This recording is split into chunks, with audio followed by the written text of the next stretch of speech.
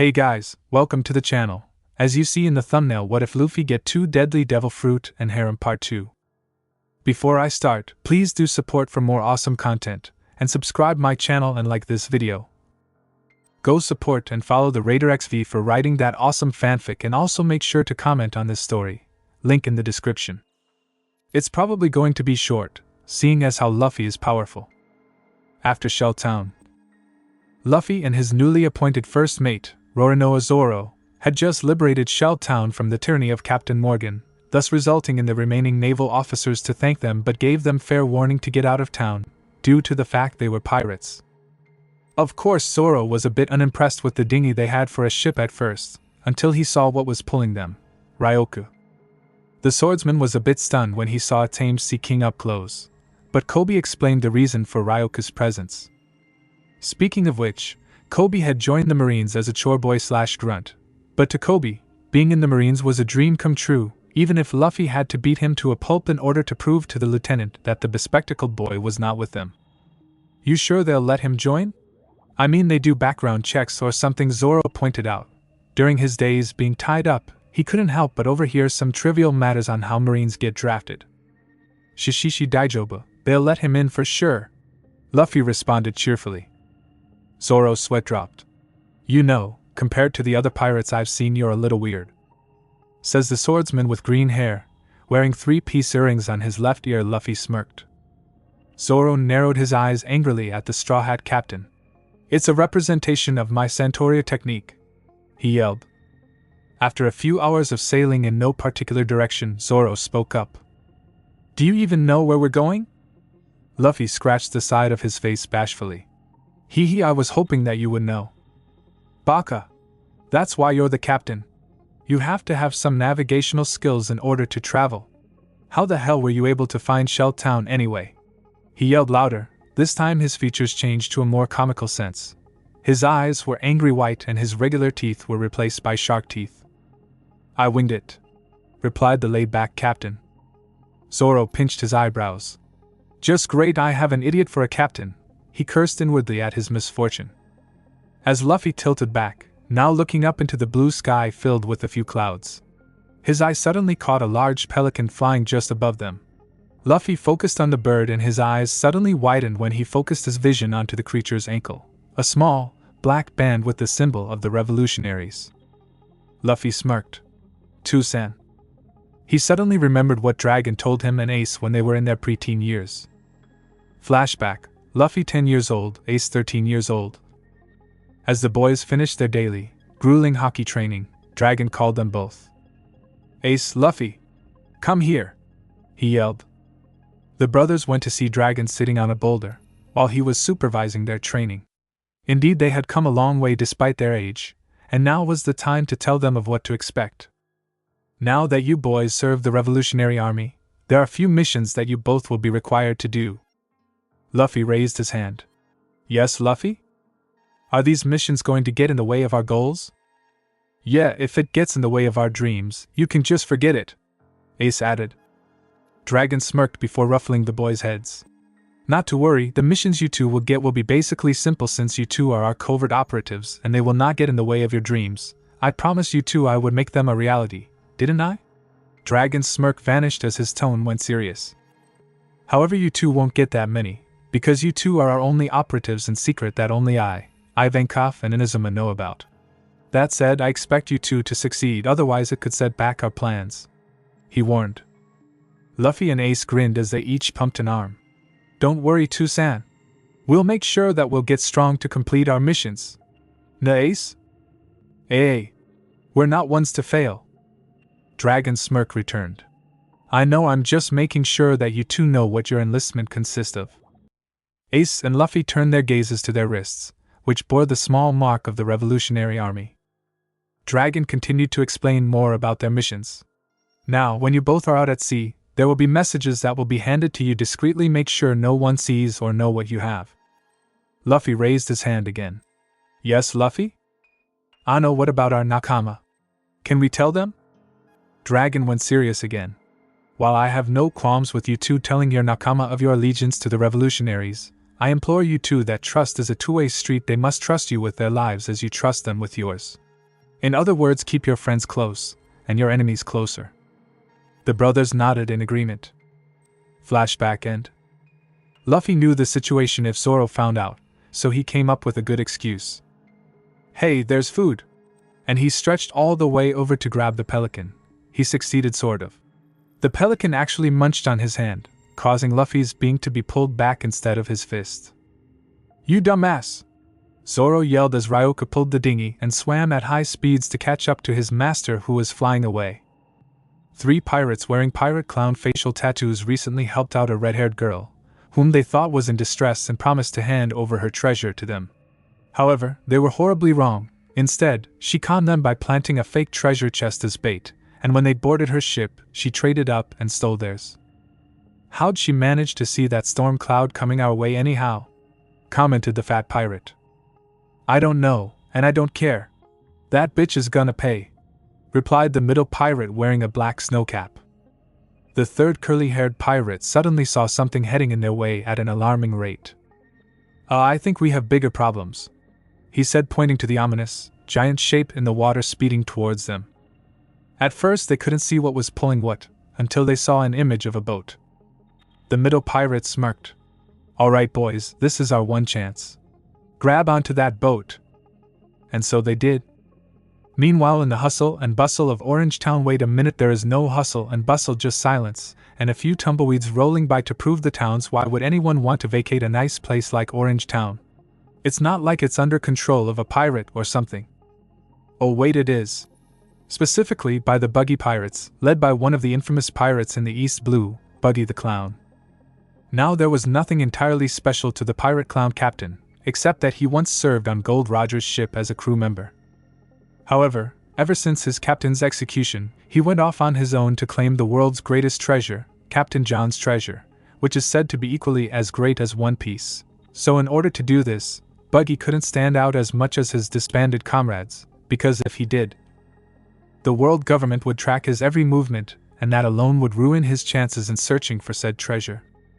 So he stuck to basic piracy and pillaging. Now, however, he was looking for his map of the Grand Line that red-haired devil, Nami, had stolen from right under his nose. In short, Buggy was not pleased. Somebody had better explain to me how you managed to let a weak girl like her steal my map to the Grand Line, he barked. A fat, middle-aged pirate timidly walked up to his captain. Gomen Nusai, Buggy-sama, but we may have been due to the fact that we left the key in the lock of the treasure chest keeping the map, and only the robber knows. Buggy's eyes snapped wide open as he was instantly up in his face, threateningly. The underling blanched before replying.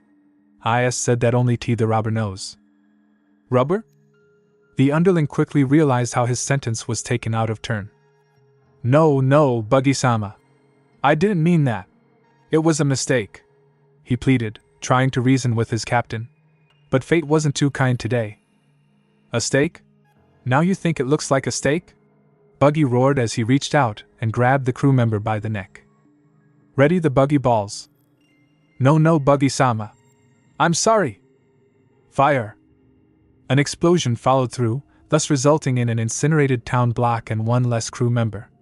Moji, go and track that girl down and bring back my map.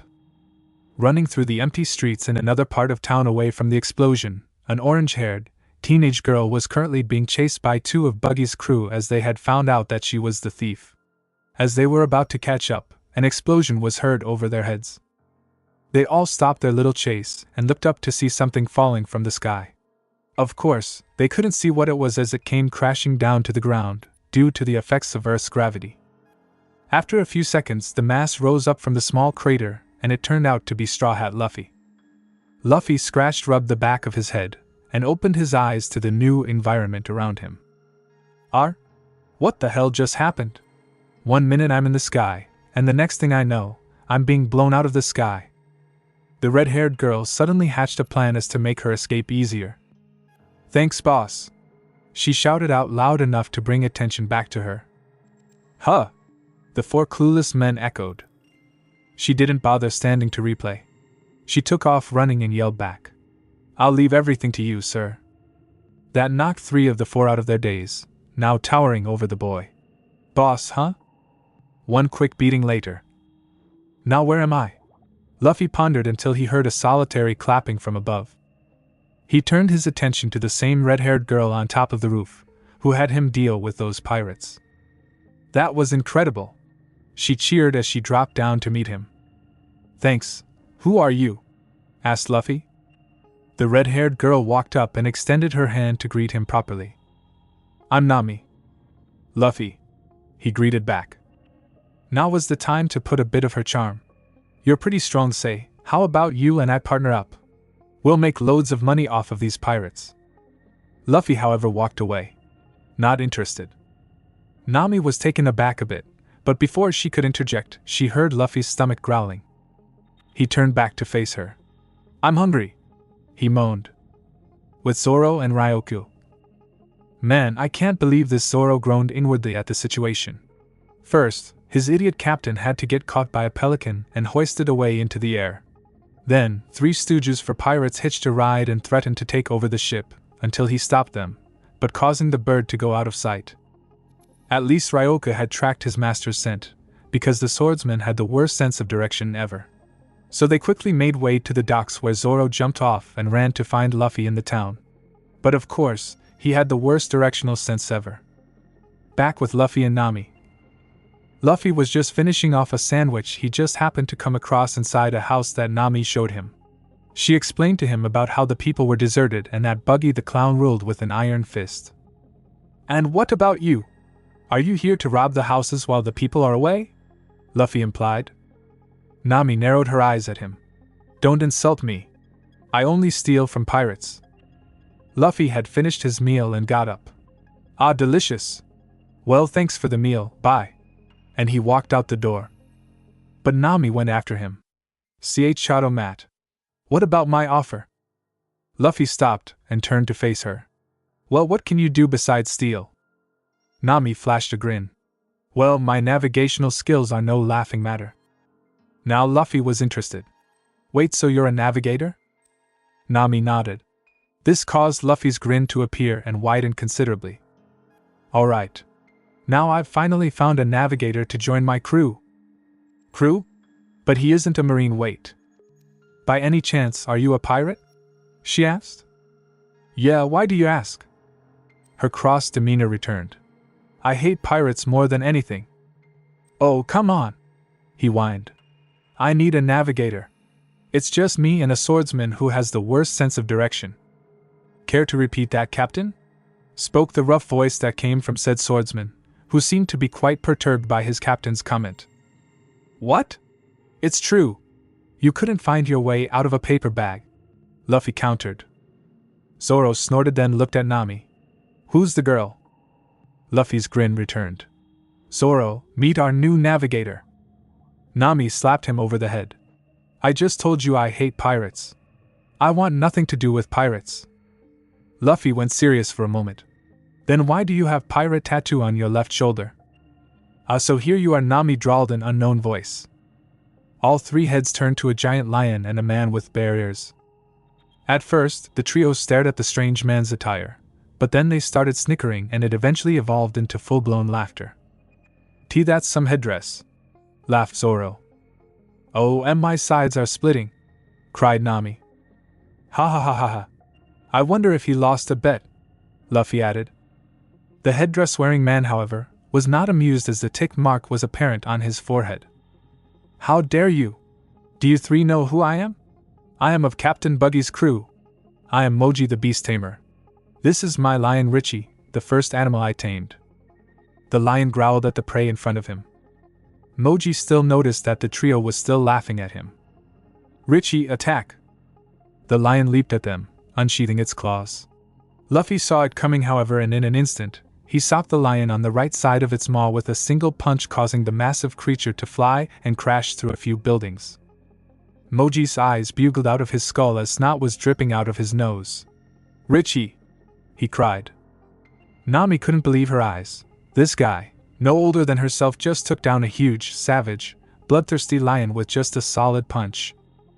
Moji was about to make a run for it, when all of a sudden, he was bashed over the head by a bespectacled old man wielding a spear and wearing old-fashioned battle armor.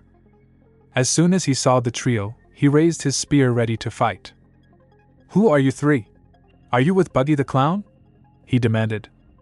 Nope, but we are pirates, Luffy replied calmly. Don't lump me in with you too, Nami yelled.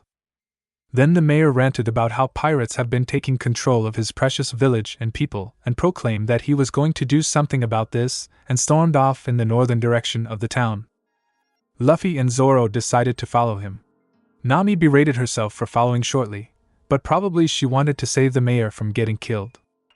But before Luffy forgot, he picked up the unconscious form of Moji by the scruff of his neck, swung him around and tossed him sky high into the direction the mayor went. What did you do that for?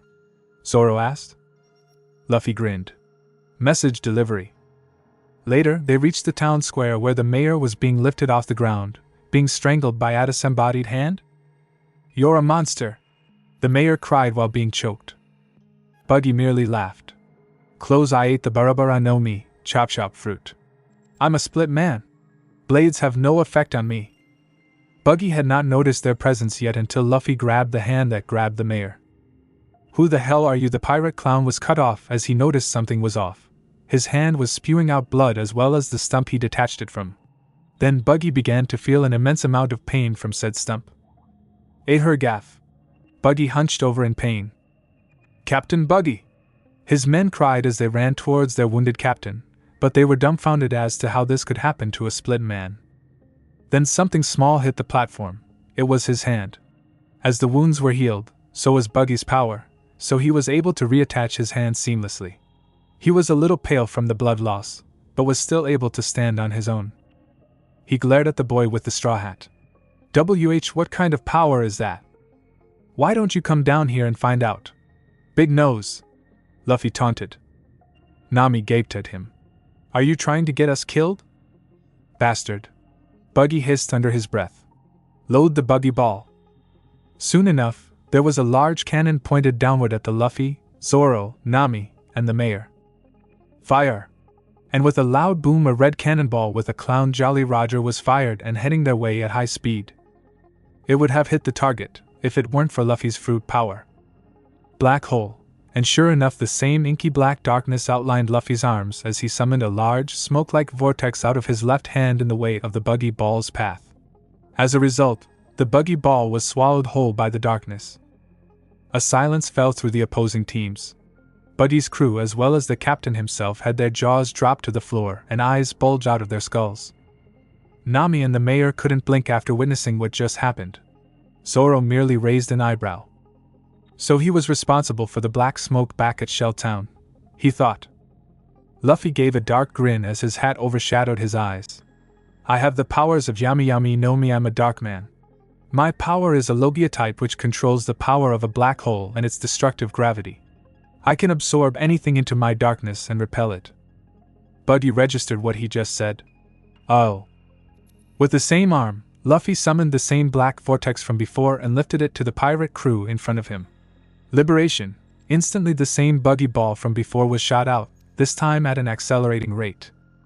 A large explosion was followed soon after, and the building that was claimed by the buggy pirates had fallen and was reduced to rubble. Luffy's darkness rescinded as he grinned. Well, that takes care of that. But sadly, he was wrong as he soon heard a rustling in the rubble and Buggy emerged from it, with a few scorch marks and carrying a few loaded bags of treasure. Beside him was some guy on a unicycle. Buggy looked at Luffy with a mixture of fear and anger. Anger took over as he dropped the treasure. You damned bastard! Look what you did to my crew! You're gonna pay! KennyG, kill them! The man on the unicycle known as KennyG pulled out his sword and wheeled his way to them, but not before Zoro stood in his way. I'll take this one.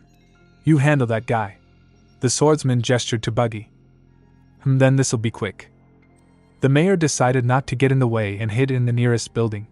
Nami, on the other hand, took this opportunity to steal Buggy's treasure while the fights were going on. Zoro made quick work of the acrobat on wheels, commenting that if he had been seriously injured it would be more of a challenge. Buggy prepared to split up again until Luffy stopped him. I wouldn't do that, unless you want a repeat of what happened to your hand. What the hell are you talking about? Luffy tilted his head innocently. Oh, did I not mention? My power is of a black hole, which pulls in everything, including devil fruit users, observe raising a hand and aiming it at Buggy. He summoned a small, swirling vortex in the palm of his hand. Kurozu, black vortex. The pirate clown suddenly felt a powerful force lift him off his feet as he was immediately pulled in by an unseen force. Luffy roughly grabbed him by the neck. Buggy tried to use his powers to escape his grasp, but found that he couldn't. Also, I can nullify any devil fruit user of his/her powers, and all I have to do is touch them. Buggy's eyes widened respectively at this. This boy was a walking black hole with the power to cancel out devil fruit abilities. And now, Buggy, it's time for your flight. Luffy outstretched his free arm and pulled it back into a fist. See ya, Goma Goma no pistol. And in one shot, Buggy the clown was sent flying through the sky until he was out of view. Luffy clasped his hands once again and brushed them off. Now that's the end of that. He grinned widely. 2 days later, out after Orange Town. Luffy smiled at himself for finding both a swordsman and a navigator in 3 days. Nami was a bit frightened when she saw Ryoku, but how many pirates can say that they have a pet seeking? After a second meeting, Ryoku took a liking to her and showed his appreciation with a lick. He thought back to the moment after he defeated Buggy with ease. After he sent the pirate clown flying, the mayor thanked them all for all they've done for liberating their village. Luffy asked Nami to join his crew again, to which she replied, I told you I hate pirates. But if I stick with you too, I can get more treasure. So we'll be partners for a common goal. But Luffy, being single-minded in some cases, took that as a yes. Nami was happy because of the treasure she swiped from Buggy. Luffy gave his share to the mayor so that the townspeople could rebuild, and the trio immediately set sail with the stolen Buggy dinghy and connected it with their own. Zoro was a bit skeptical of the navigator/thief. He definitely had to keep a close eye on her or she would rob them blind. Speaking of which, Nami stood up and put on the best serious face she could muster. Listen up. If we're going to the Grand Line, we can't work with this miserable excuse for a boat. In short, we need a ship. Luffy peered ahead as he saw a land mass. Hey! There's an island over there. Maybe there might be a village there. And when there's a village, there's meat, he yelled, emphasizing his hunger with a trail of drool at the corner of his mouth. Nami slapped herself upon her forehead over Luffy's stupidity. Zoro was just laid back, as calm as the waves. Yeah, you get used to that, cause apparently the captain's an idiot full of surprises. Said captain had his back turned, because he was currently in possession of the black ankle ring he pried off of that pelican before making his entrance in Orange Town. I should probably hold off on decoding the message until later, he thought. Eventually, they reached the shallows of the island and settled their ships. Ryoku tossed over the reins as his master ordered him to stay submerged in the water. As they examined the area, they were immediately on guard when they heard a rustling in the bushes along the cliff face. All of a sudden, small pirate flags emerged and small projectiles were fired against the sand near Luffy's feet, making him dance. Then out of nowhere, a young man about Luffy's age appeared at an outcropping halfway down the cliff. His bushy black hair was slightly tamed by a green, cross-lined bandana. He wore brown overalls, yellowish boots, and had a bag slung over one shoulder. His most prominent feature was his thin, 3-inch nose. Let all pirates who come to my home beware of the great and powerful Captain Usopp of the Usopp Pirates, a fearless adventurer with an army of 8,000 at my disposal. Luffy laughed. He liked this guy. Nami, on the other hand, decided to end this nonsense. 8,000, you say? Or is it just 3? She said with confident smirk. 3 kids with vegetable-shaped hairstyles popped out of the bushes and ran, leaving their captain, who was now as nervous wreck contrary to his bravery act from before. Later at the local restaurant. So you guys aren't here to ransack the town? Asked Usopp. Luffy was too busy eating to answer, so Zoro answered for him. We're just here to see if we can get any good ships for sale. As soon as Luffy finished off a piece of meat, he spoke up. You said your name was Usopp, right? The long-nosed nodded. You wouldn't happen to know someone named Yasopp, would you? Usopp's eyes widened. Why, you know my dad? Luffy looked surprised. Oh, so you're the same Usopp he kept mentioning nonstop, you know, aside from the nose, you a lot like him, he added in his usual cheerfulness. Usopp looked proud and happy for a moment that his father would continue to mention him. Most pirates with bastard children couldn't care less whether they lived or died. Of course, that was 10 years ago, when he stopped by my hometown in Fuchsia Village. Hard to say where he is now.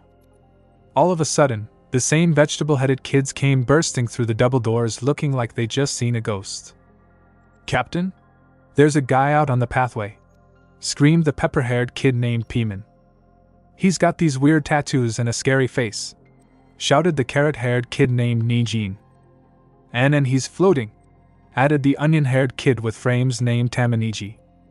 Usopp stared quizzically at the trio of veggies before heading out to find this floating man. Luffy trailed after them, while Nami and Zoro begrudgingly followed. As the teens followed the kids, they wondered what compelled them to tell such an obvious fib. However, when they got there, they were shocked, surprised and amazed. Luffy was mostly amazed that they were actually telling the truth, for underneath a small, but shady tree, the man was indeed there. He was a relatively tall man, reaching up to at least 8 feet 4 inches. He had long, flowing blonde hair reaching down to the back. And just as the veggie kids were pointing out, he had a medieval-styled cross at the base of the throat at the front of his neck, and triangle symbols completely covering his eyebrows. His attire comprised of a long, white coat with a ruffled neckline and sleeves, purple trousers, black gloves and pointed shoes, an armor-like armlet covering his shoulder and upper arm completely, and finally a light purple sash below the waistline, tying around a longsword with an intricate design resembling a voodoo doll. He had his eyes closed due to the fact that he was deep in meditation, which would explain why he was sitting cross-legged in midair. Luffy had stars in his eyes. "Sujii! He's really floating!" he exclaimed. That outburst alone caused the man to open his eyes, revealing the scarab to be red. "Can I help you with something?" He spoke in a monotone voice with no emotion on his face. "Hi, my name's Monkey D. Luffy. What's yours?" Basil Hawkins, the enigmatic man, replied. Luffy took a moment to stare at him before speaking. "Wanna join my crew?" Usopp and the veggie kids jaw dropped, while Zoro and Nami whacked him behind the head. "Don't just recruit people out of nowhere," they shouted in unison. Luffy rubbed the sore spot. "Why not? I can tell he's strong." "We need to know more about this guy, not just his name," argued Zoro. As the three argued, Hawkins was deep in thought. Though he didn't show it, but there was something that had been bothering him for the past hour, and at that time, he was already meditating. However, he felt something powerful land on the shores of the island itself that disrupted his mantra. And now, the source of that power came from this boy. I sensed something emanating from him. His will is immensely strong and his spirit is wild, but his mind is placid and they are all in perfect harmony. He extended his hands, causing the bickering to cease, and tarot cards magically appeared out of his sleeve and ended up floating into a small circle. Repercussions 0%, probability of death 0%. His eyes turned back to the pirates as his cards flew back into his sleeves. "Surprisingly, there are no factors which show my demise, so I accept your offer to join your crew." "YHHH?" Nami, Zoro, and the Usopp pirates gaped at the mystic. "Yada, I have a fortune teller in my crew." Luffy jumped into the air. "I'm not a fortune teller, I'm a seer. I read the fates of others as well as the probability of outcomes. For example, you with the long nose," he pointed to a now shaking Usopp who was hiding behind the kids. "I'm the almighty Captain Usopp." "He knows you're lying, Baka," Zoro yelled. Hawkins pulled out a single card and took a quick glance at it, then turned back to Usopp. "You're going to discover a horrible secret about someone inconspicuous. The demon will unsheath its claws once again and attempt to take the life of someone precious to you." The long-nosed scaredy-cat now looked a bit taken aback. "But the shadow of death does not loom over anyone today." Nami looked a bit skeptical. "I don't believe you can see into the future." Hawkins merely gave her a blank expression. "I never said I could see into the future. I can only see premonitions of things to come, though within a limited range of a week." This time, Zoro spoke up. "Alright, but then what's with the card trick?" Hawkins raised his arm slightly and pointed it at the swordsman. Instantly, Zoro was lifted off the ground and was levitated into the air. Everyone around looked astonished, while the stars in Luffy's eyes grew. "And Nani? I also have the power of telekinesis, but I can only lift objects and people no bigger than a sea king. That is my limit." "Sujii. Now I'm really glad that you're in my crew," Luffy grinned. Meanwhile, the swordsman was still airborne. Yeah, that's all well and good, now get me down from here. Just as Hawkins released his power, Zoro fell down to the ground with a thud. He dusted himself off and turned to face Usopp. Look, do you know if we can buy a ship here? Usopp blinked before answering with a grin. Oh, that's right, you guys are looking for a ship. I know someone who can help with that. Usopp led the way to a huge, gated mansion, the veggie kids trailing behind him, as well as Luffy, Zoro, Nami and the newest addition, Basil Hawkins, following closely behind them. But instead of heading through the front, Usopp showed a blind spot where they all could get through the fence without detection. Usopp climbed up a nearby tree close to the second-floor window and carefully positioned himself on a sturdy branch. He quickly searched his pockets and pulled out a couple of small rocks. He tossed them at the window, causing a clink until a shape opened the window. Usopp-kun, you're here! A soft, feminine voice called out from the windowsill. It was a thin, pale blonde girl with brown eyes wearing a simple white dress. Usopp grinned like an idiot. Hi, Kaya! How are you feeling? The girl smiled back.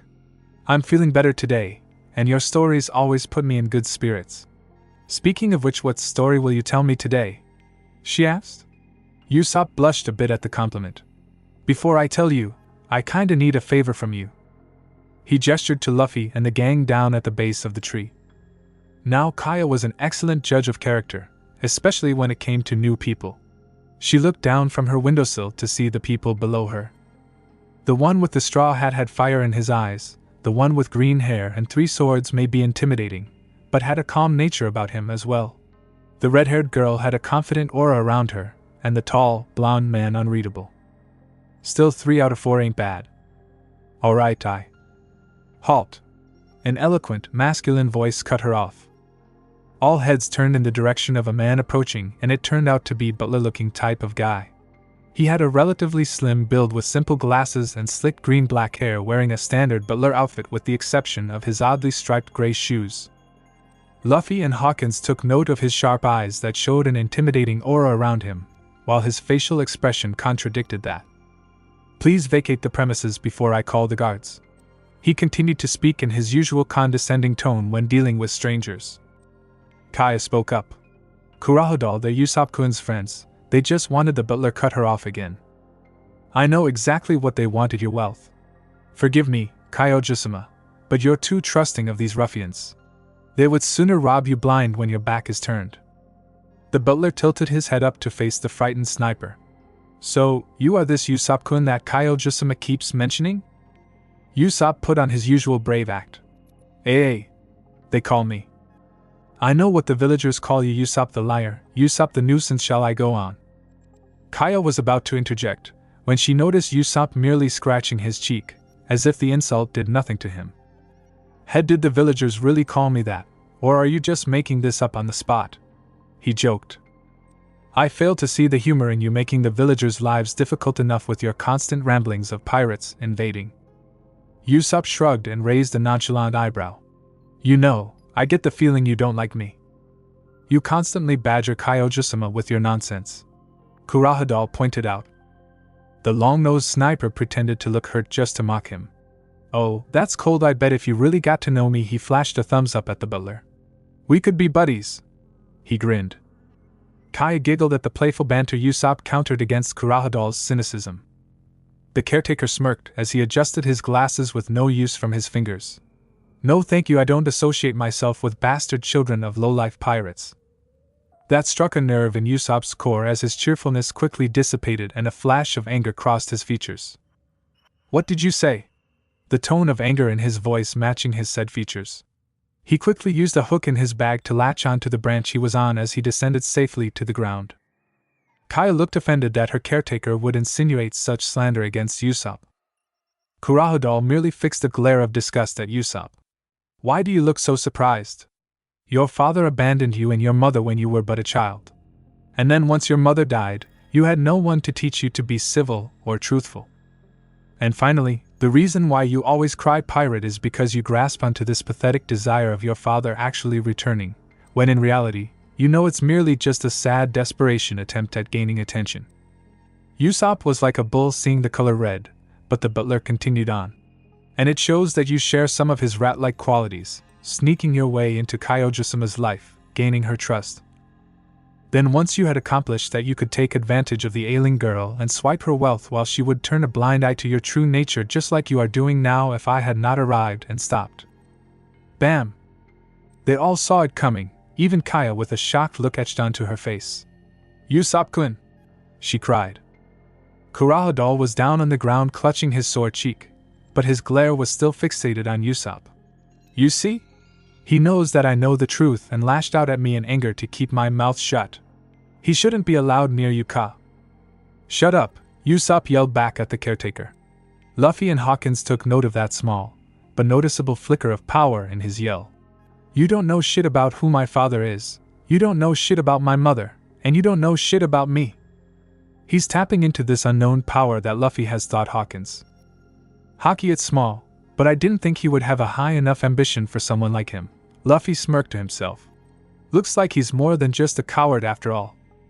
Usopp continued his tirade, and even went as far as grabbing the butler by the scruff of his suit and threatening to punch him again if he insulted his father again. Yamete kudasai, Usopp-kun! Kaya pleaded for him to stop the violence. It was because of her that Usopp didn't hit her caretaker, as he hated seeing her worry or cry more than anyone who would slander his family name. I don't care if you insult me, Kurahadal, but don't ever let me catch you talk about my father like he's some disease. He's a great man and pirate, and I'm proud as hell to be the son of that great pirate, and I hope to be a great adventurer like him and more. He finished yelling, and a silence filled the air. Then a single person was clapping. All heads turned to Luffy, who seemed to keep his monkey-like grin while applauding Usopp's assertiveness and ambition. Well said, Usopp. But I wonder, do you have the guts to back up your words? The tall-tale teller looked confused as to where Luffy was going with this. Come on, Usopp, join my crew. I already know that your sniper skills are just as good as Usopp's, and you just tapped into your Haki. If you join us, you can live out your dream as true adventurer of the sea. No, Usopp said in finality. Ever since they left the estate, Luffy had been asking the long-nosed sniper to join his crew, to which every answer the Straw Hat Captain would get would no. When Luffy asked why, he just tossed a small smoke bomb and used that diversion to run away, leaving the Veggie Kids and Luffy's crew. That guy sure can run, commented Zoro. He has mixed feeling about your offer, Captain, Hawkins stated. Are you sure you want him in your crew? Inquired Nami. Luffy said nothing at first, and then turned to the veggies. Do you know where he went? He probably went to the south cliffside. It's usually where he thinks about stuff, said Peaman, while the other two nodded in confirmation. Luffy adjusted his hat and piece of wheat in his mouth before heading off in the direction Usopp ran in. You guys stay here, I'm gonna have a little chat with Usopp. What are we supposed to do until then? Inquired Zoro. Luffy turned to grin at the three. You guys are my nakama, get to know each other, he replied before running off to find the sniper. Zoro and Nami's sweat dropped while Hawkins remained stoic. Luffy was definitely the most unpredictable person they had ever met. As the veggies waited for their captain, Zoro was taking a nap on the road and Hawkins was continuing where he left off in his meditation. Nami stared at the two incredulously. Will one of you speak already? She said irritably. Hawkins opened his eyes and turned his gaze to the navigator. What is it you want? He spoke flatly. Well, it's like Luffy said before, we should take the time to get to know each other. She half lied, to which the mystic was able to catch. Really?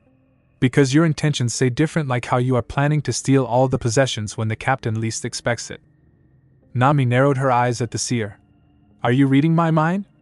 That's a violation of privacy, you jerk. She raised her voice angrily at him, while he remained stoic. I don't read minds. A true seer, a true mystic, can only read intentions within people's hearts, he explained to her. Yours is a myriad of emotions. You have hatred for pirates, that's simple enough, but there's more to it. You're driven to carry a heavy burden on your shoulders to save your precious people.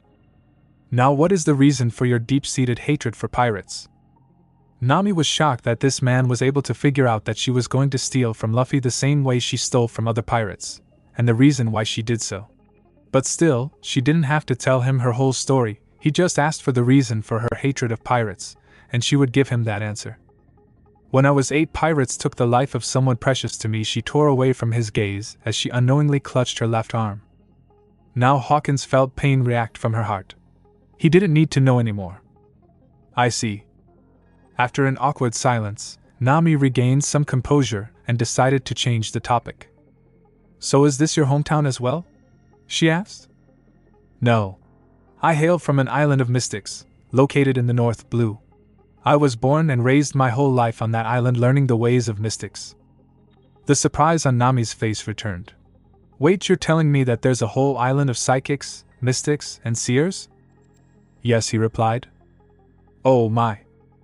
Among all the mystics in the island, I am the strongest because I could see premonitions of things to come within a week, while others could only see scattered visions within a day or two.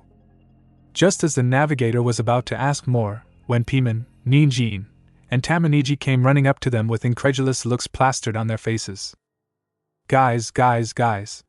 You're not gonna believe this, exclaimed Piman. It's this weirdo guy who walking around the whole town, Ninjin started. Backwards, finished KennyG.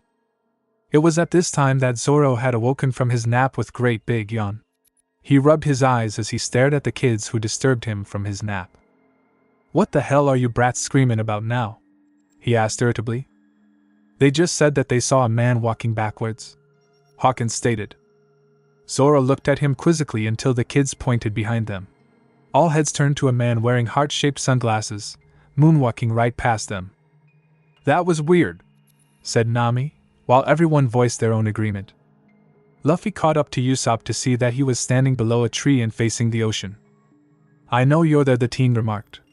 Luffy still walked up and sat down next to him, and stared out to the sea as well.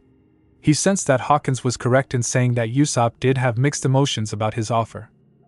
You really do want to go out to sea, don't you? Luffy implied. The sniper let out a long sigh. It's not that simple. I have my home to think about and the Usopp pirates. Luffy smirked. What about Kaya? Usopp hid his embarrassment, but the blush was apparent on his face. What about her? The captain's grin widened. I see how she affects you. Your heart nearly jumped out of your chest just by seeing her. You were extremely happy when you heard her laugh. See a pattern? After a few seconds, Usopp sighed in resignation, seeing as how the pirate wasn't going to buy his lies. Alright, I'll be honest, I love her. I want to tell her how I feel, but I'm afraid she'll reject me, and I can't go out to sea knowing she's still sick. She'll just worry herself to death, and it'll be my own damn fault. So you see, you don't want me to join your crew. I'm too much of a coward to do so. Luffy was about to interject when they both spotted two suspicious figures down at the bluffs beneath their location. Usopp turned to look at them. One of them wore a cowboy hat, heart-shaped sunglasses, and had some odd goatee. His wardrobe looked like it had come out of the closet of some demented disco dancer, and he was toying with an odd steel ring in his hand. The other man was none other than Kurahadal, Kaya's caretaker. The sniper's eyes furrowed a bit. Odd, what's Kurahadal doing here? Luffy was also curious as to what the high and mighty butler was doing with a strange man doing the moonwalk, so both he and Usopp crouched down from their spot as to avoid detection, while they quietly listened in on their conversation. They heard Kurahadal speak first. Django, you were supposed to remain inconspicuous, yet I heard from a few of the townspeople that you were walking backwards along the way. The butler spoke with displeasure as he adjusted his glasses. This time, his attitude seemed a bit more darker and sinister. The strange, aloof man seemed to respond normally to this Kurahadal's attitude. Calm down, Captain. I was just walking through town practicing a little dance move, that's all. Anyway, why did you call this meeting, Captain Kuro? Are you finally giving the crew the signal to invade this village and steal that entire girl's money? Usopp looked scared for a moment, as he shivered slightly. And Misaka. Did that guy just call him Captain Kuro? As in Kuro of 1,000 plans? But I thought he was caught by the Marines and executed, he thought frantically while Kurahadal, aka Kuro, continued the conversation. I told you before, Django, I need you to hypnotize her into writing a will, leaving everything to Kurahadal, i.e. me, then all you have to do is order your crew to ransack the town and make sure you kill Kaya. I didn't spend these past 3 years clawing my way through to gain her trust, even making her parents' deaths look like accidents. The sniper's eyes widened in fury, replacing all the fear he had earlier, and clenched his fists. This man, who insulted his lineage earlier, was really the most infamous pirate in the East Blue who was still alive and hid inside his village for the past 3 years, and killed Kaya's parents, without her knowing, making him her only source of comfort. And now he was going to kill Kaya next, all the while posing as the innocent butler who failed to protect her. Don't worry, Captain. You just leave the accident to me, while my men do the damage to this village. We just need your signal at dawn, and we'll be there in 3 hours, replied Django with a smug grin. Usopp was contemplating on how to tell everyone that a real pirate attack would come at 10 o'clock in the morning. That's when he saw Luffy standing up, practically giving away their position. But perhaps they hadn't noticed yet. If they could just slink away quietly, they could warn the villagers. Sadly though, Luffy was not one to know silence. Oi team! You'd better think twice about attacking if you know what's good for you, he shouted at the two, earning the attention of Django and the annoyance of Kuro. It seems we have 2 insects on the wall, Kuro pointed out. Django, take care of Loud One. Django used the same steel ring and began to swing it on a string. When I say 1, 2, Django, you'll fall asleep. 1, 2, Django. All of a sudden, Luffy felt really odd. His eyelids started to droop and his body stopped listening to him, like he was about to keel over and fall asleep. Which was exactly what he did, only once he fell frontwards, thus falling from the cliff and came crashing down onto the stone terrain. Luffy! Usopp cried out. He was certain he was dead, as he fell from a high-ledged point of the cliff and landed headfirst into the rocky terrain. Wasting no time, Usopp ran for his life back onto the trail and warned the village of the upcoming invasion. Should we stop him, sir? He could ruin your plan, asked the hypnotist, earning a dark chuckle from the ex-pirate captain. It won't matter after all. Usopp has the worst reputation as the village liar. I doubt even Kaya Ojusama will believe him, and that's all the edge I need. Usopp ran and just kept on running until he entered the village and began proclaiming another pirate attack. Only this time, it was the truth. However, the villagers did not think so, because they immediately came out of their houses with brooms and pitchforks. The pitchforks were mostly for intimidation. Usopp, when the hell are you gonna grow up? Shouted a villager. Yeah. We know you just lie about pirate attacks to get a kick out of it, but enough already, complained another. Usopp shook his head fervently as he tried to organize his thoughts. It's no lie. Pirates are coming tomorrow, attack the village, and Kurahadal is really Captain Kuro. He's the one responsible for Kaya's parents' deaths, and now he plans to do the same to her. Of course, that just made the villagers angry. How dare you make up lies about Kurahal? He's the kindest man this village has, voiced one villager. And he's been like a second father to Kaya ever since her parents died, voiced another. Usopp couldn't believe this. They didn't believe him. But he soon realized that it was his own damn fault for lying 24/7 all these years. But there was one chance, and he hoped that she would believe him. So he ran away from the angry villagers who were throwing all kinds of garbage at him. He ran along a shortcut through and went through his usual secret door, and climbed his usual tree and threw rocks at the window. Kaya showed up instantly. Usopp-kun, what are you doing here? Do you have another story? She smiled, but then it faded and turned into worry as she saw him looking panicked and out of breath. Kaya, you have to find someplace to hide somewhere no one knows about and stay there. The girl looked confused. Is this supposed to be a joke? I'm sorry, I don't quite understand it. Usopp shook his head and quickly organized himself. Kaya, listen to me. For your own safety, you have to come with me. This caused the girl to blush a bit. Kurahadal is really the infamous pirate Captain Kuro. He killed your parents too and made them look like an accident occurred. And now he plans to have you sign over the rights of your wealth to him. It's all been a lie. A glorious lie that he concocted for the past 3 years since he arrived. He gasped as he ended his rant, but was disappointed by what the outcome was. The girl that he secretly loved was close to tears. How could you? She spoke in a hushed whisper. Kaya. How could you say such things about Kurahadal? I know what he said about your father was out of line, but so is this. Your lies were actually enjoyable, they made me laugh, but now you're saying horrible things about a man who has done nothing but take care of me, while I was sick. Two don't want to see you anymore, Usopp. Deep inside, Usopp's heart was breaking. She didn't believe him either. Do you hear voices in the courtyard? One of the guards asked. The other guard looked back and eyes widened. Hey! It's the liar! He snuck onto the estate again, the other guard shouted.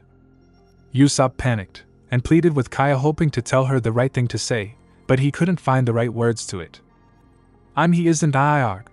Without thinking, he grabbed Kaya by the waist and made his way down the tree. Usopp! Let me go! You're hurting me! Kaya cried.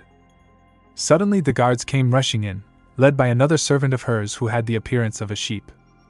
Kaio-jusama, has that ruffian harmed you in any way? The one called Mary asked. Mary! Usopp wasted no more time and pulled at Kaya's arm, but found that she wouldn't budge. Kaya, what are you doing? I have to. Slap! Usopp and Mary were both surprised, but none more so than the sniper. He stared at the heiress who had unshed tears pouring down the sides of her face. She yanked her hand away and turned away from him. Get out. Kaya, please, Usopp practically begged, but was willing to get down on his hands and knees in front of her to make her understand. Get out! She screamed at his face, but had her eyes scrunched as she couldn't bear to look at him anymore. Usopp tried to take Kaya's hand again, only to hear a single gunshot and a sharp pain in his arm. The source of the shot came from Mary, who looked ready to kill him if he wasn't careful. In the end, Usopp had no choice but to run away. That was all he could do. Opening his eyes, Luffy sat up, feeling a bit drowsy. He scratched his head as he examined the area around him, only to find that he was still at the bluffs, only it was now sunset. Where am I? His eyes widened in what had just transpired. That butler was really a pirate planning to kill that young girl Usopp had a crush on. He clenched his fists in anger at the thought of how cowardly Kuro was to plot in such a way. He didn't deserve to be a pirate. Suddenly he felt a sense of vibration in his left side pocket. He pulled it out, and the source of it turned out to be the small, black ring he found of that pelican above Orange Town, the one bearing the mark of the Revolutionary Army. He eyed it curiously as to why it did so, until he saw a small, unseen latch that blended into the ring. He carefully opened the latch with his left index finger and thumb and found it surprisingly easy to open. Buru buru buru buru buru buru, it was a baby denden mushi, baby transponder snail. It was white with black stripes and incredibly small, smaller than a regular baby denden mushi should be. It was practically as thin as paper. He pressed the small receiver button, awaiting who would it be. Luffy spoke a familiar, commanding voice. Luffy grinned, showing off his pearly whites to nothing. "To-san," he replied, happy to hear his father's voice. "I see you got the slim denden mushi. It was designed by one of our scientists for covert operatives for you and Ace." Luffy's grin lessened, but was still smiling. "I'm also proud of what you did in Shell Town. Thanks to you, we've won the town's trust and established another base of operations there." "Cool!" Luffy exclaimed. "Now then, on to business. What is your current location?" Dragon asked. "I'm at a small island in the East Blue called Gecko Island. We're currently in Syrup Village. I already have a first mate swordsman, a navigator, a mystic, and I'm about to recruit a sniper." "Syrup Village, huh? Luffy, for your first mission, I want you to meet a contact of mine. He goes by the name of Mary. Get him alone and tell him who you are, then he'll give you a ship to sail for the Grand Line." Luffy nodded, but before he could say anything else, he heard footsteps echoing a few meters away. "Oops, gotta hang up To-san." He spoke quickly as he closed up the communicator and slipped it back into his pockets. He got up on his feet and turned to see his crewmates and the Usopp pirates. "Oh, hey guys," he greeted, but not before Nami bonked over the head. "Where the hell were you?" yelled Nami, raising her steaming fist and ready to deal another blow. "Which?" screamed the terrified veggie trio, before Nami tilted her heated glare at the boys, causing them to almost soil themselves. "Yeah, she's that scary, surprised face." Luffy looked confused until his eyes widened again. "Oh shit! That's right. That butler's really a pirate captain and he plans to kill that girl and the villagers tomorrow." Nami's eyes widened at this new information while the kids were jaw-dropped. But Zoro merely raised an eyebrow and Hawkins remained stoic. It was then Usopp showed up clutching his wound, but once the veggie kids came into his view, he immediately hid his distressed face and used his small arm warmer to cover up the wound. Immediately the kids ran up to him. "Captain, we heard about that butler," yelled Piman. "Yeah, don't worry, Captain, we'll help you fight off the pirates," added KennyG. "Because nothing's stronger than us, the Usopp pirates, right, Captain?" cheered KennyG. Usopp said nothing at the moment, but then let out an uproarious laugh. "Ha ha! Boy, I sure fooled you guys. I made up that lie about Kurohodal being a pirate to get back at him for bad-mouthing my dad." Usopp grinned. Luffy looked confused at his lie until the answer came to him moments later. "Really? So it was just another lie then?" asked Piman. KennyG sighed. "And I thought it would be something fun to do." "Yeah, I actually thought you were serious this time, Captain," added KennyG. But this time, the veggie kid's expressions fell to disappointment. "I never thought Captain would stoop that low," said Piman. KennyG frowned and nodded in agreement. "Yeah, I gotta say, not cool. I don't like that butler either, but the Captain would lie just to hurt someone?" KennyG voiced his own agreement. Afterwards, the kids departed down the road and back to their respective homes, leaving the village liar with the pirate crew. Then nightfall arrived and Usopp walked around until he found a rock to sit on and looked like a broken man. "You did good, Usopp, lying to these kids to keep them safe," said Nami. "They would have just gotten in the way," Zoro added. Usopp tilted his head up to face the crew. "Even so, the others don't believe me, not even Kaya." His voice cracked with emotion as he mentioned his crush. He turned his face Hawkins. "You were right about that prediction." Hawkins just stared. Immediately he stood up and put on the best brave expression he could muster. "But I love this village and everyone in it. If they think it's a lie, then fine, but this lie will reveal to be true come tomorrow morning."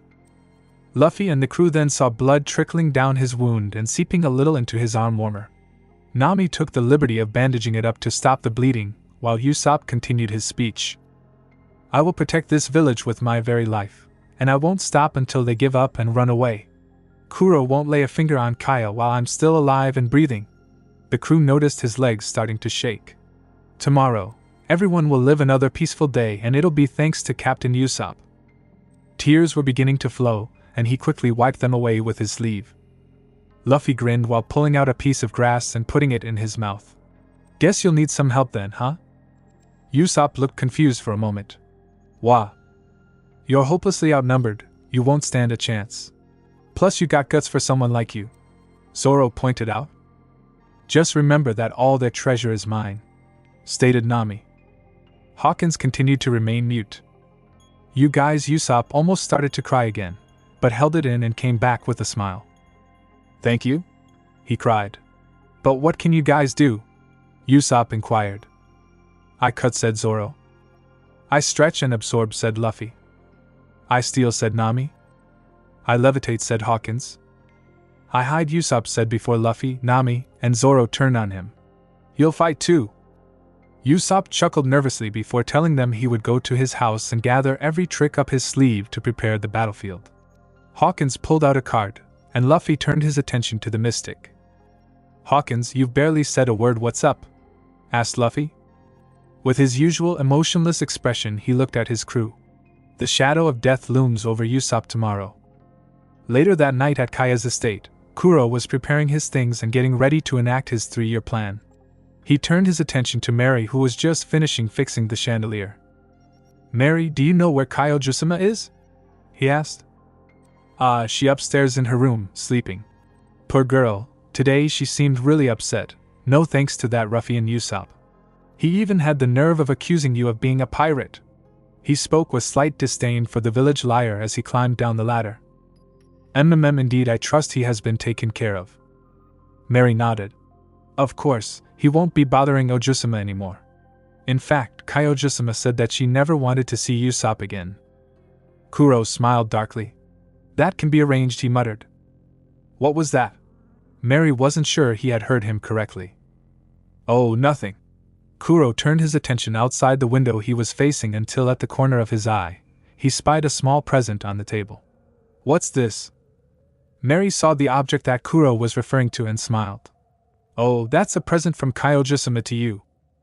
For me? He asked as he started to open it, revealing a brand new pair of glasses. Yes. Tomorrow will mark the 3-year anniversary of your arrival here on this island and into Kyojusama's life. She noticed how much you fix your glasses, so she bought the right pair for you so they wouldn't fall off. Oh, she's such a kind and generous soul, Mary said as he wiped away tears of mirth away from his eyes with a handkerchief. Kuro turned back to the night sky. When he noticed the crescent moon was out, his expression went from calm to sinister. The crescent moon is out tonight, it really brings out the worst in me. Mary looked puzzled at Kuro's meaning, until he saw said butler/ex-pirate smash the gift onto the floor. Mary looked appalled. Kurahadal, why would you dash? His queries were interrupted when saw that look in Kuro's eyes that he had never seen before. Interestingly enough, Mary, that the village liar would actually tell the truth for once. Mary's eyes widened in horror as he blanched a bit. Nanny? You mean to say that you're... I am sorry, Mary, but I can't let you live, now that you know. Just as Mary was about to yell, his voice never got through as he felt a set of blades claw at his upper body. Kuro put away his cat claws into a duffel bag he had concealed from view. He took a deep breath to control his bloodlust. He only got this way during a crescent moon, which earned him the title of being the most ruthless pirate captain in the East Blue. Nothing will interfere with my plans. Usopp wiped the sweat off his brows as he just finished setting up the last of his traps on the beach. The terrain itself was a very steep slope from the shores to the upper terrain, so Usopp took the liberty of covering the entire floor with oil grease. And a good number of spring-loaded traps. You sure did a good job with the traps, Usopp, commented Luffy. Usopp grinned under the praise. Of course. When it comes to traps and sniping, I'm a natural. It's almost time, said Zoro. A few moments passed, and so far no ship had come into view. Usopp looked confused. Where are they? They should be here by now. Luffy couldn't help but sense a nagging feeling at the back of his brain. Yes, Luffy has a brain, until a light bulb flashed in his head. Hey! Wasn't there a beach on the other side from here? The captain inquired. Usopp clutched his head as his jaw dropped in panic. Shit! I forgot there's an identical bluff on the North Beach. He stopped what he was doing and ran as fast as he could in the direction of the beach, with Luffy quickly following behind. Then it was Nami's turn to scream. All my treasures back on the boat. She made a quick turn, Hawkins narrowly dodging her blitz, while Zoro wasn't so lucky as he was knocked over and fell forward onto the oil slick and down the slope. Sorry, Zoro, but my treasure's in danger, no hard feelings, okay? Hawkins turned his head down to see the swordsman desperately struggling to get back to the top. A little help here would be nice, Zoro yelled. Instantly, he was lifted off the ground and brought back up on the ledge not covered in oil. We should get going, stated Hawkins, and was about to run after his crew, but Zoro's voice halted him. Mad Hawkins, is it really true what you said about that prediction, about Usopp dying?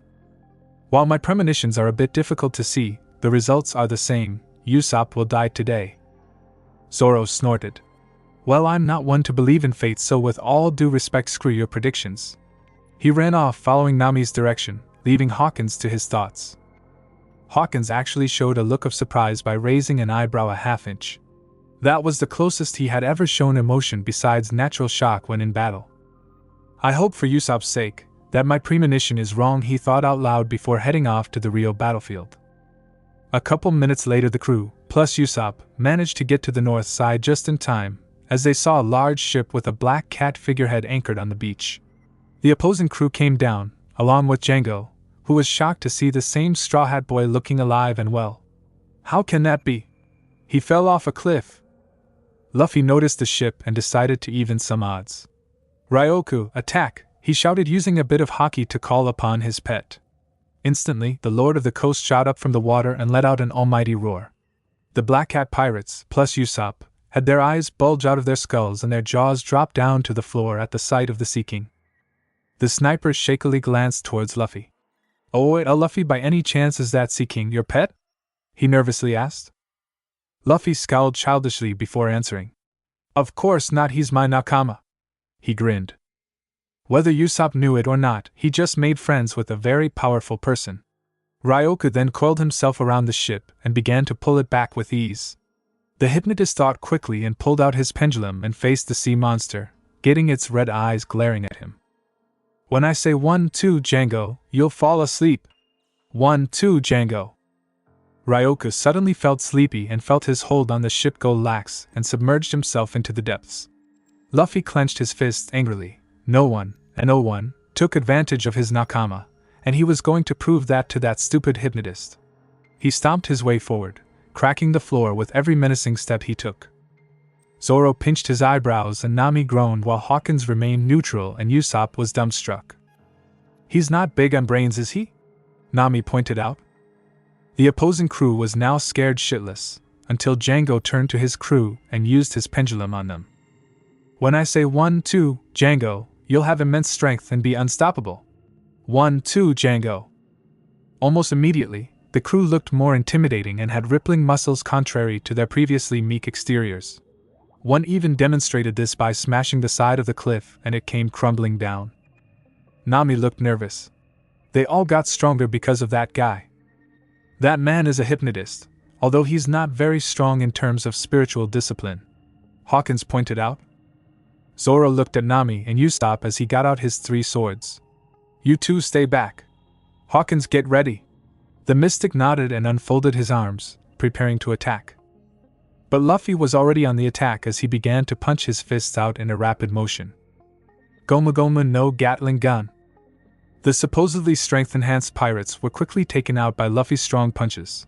The teen didn't even bother using his Haki. However, once Luffy retracted his punches, he noticed Django directing his technique at him. When I say 1-2 Django, you'll fall asleep. 1-2 Django. And just like his nakama pet, Luffy instantly fell asleep. I can't believe this, Nami groaned. Actually, our captain's actions inadvertently helped us. Hawkins raised a finger pointed at Django. It's just him. Django smirked at his comment. You think so, huh? Sham. Butchie. 2 figures popped out of the ship and were kneeling at Django's sides in a flash. You called, said the hunchbacked, green-haired, cat-looking pirate. Captain Django?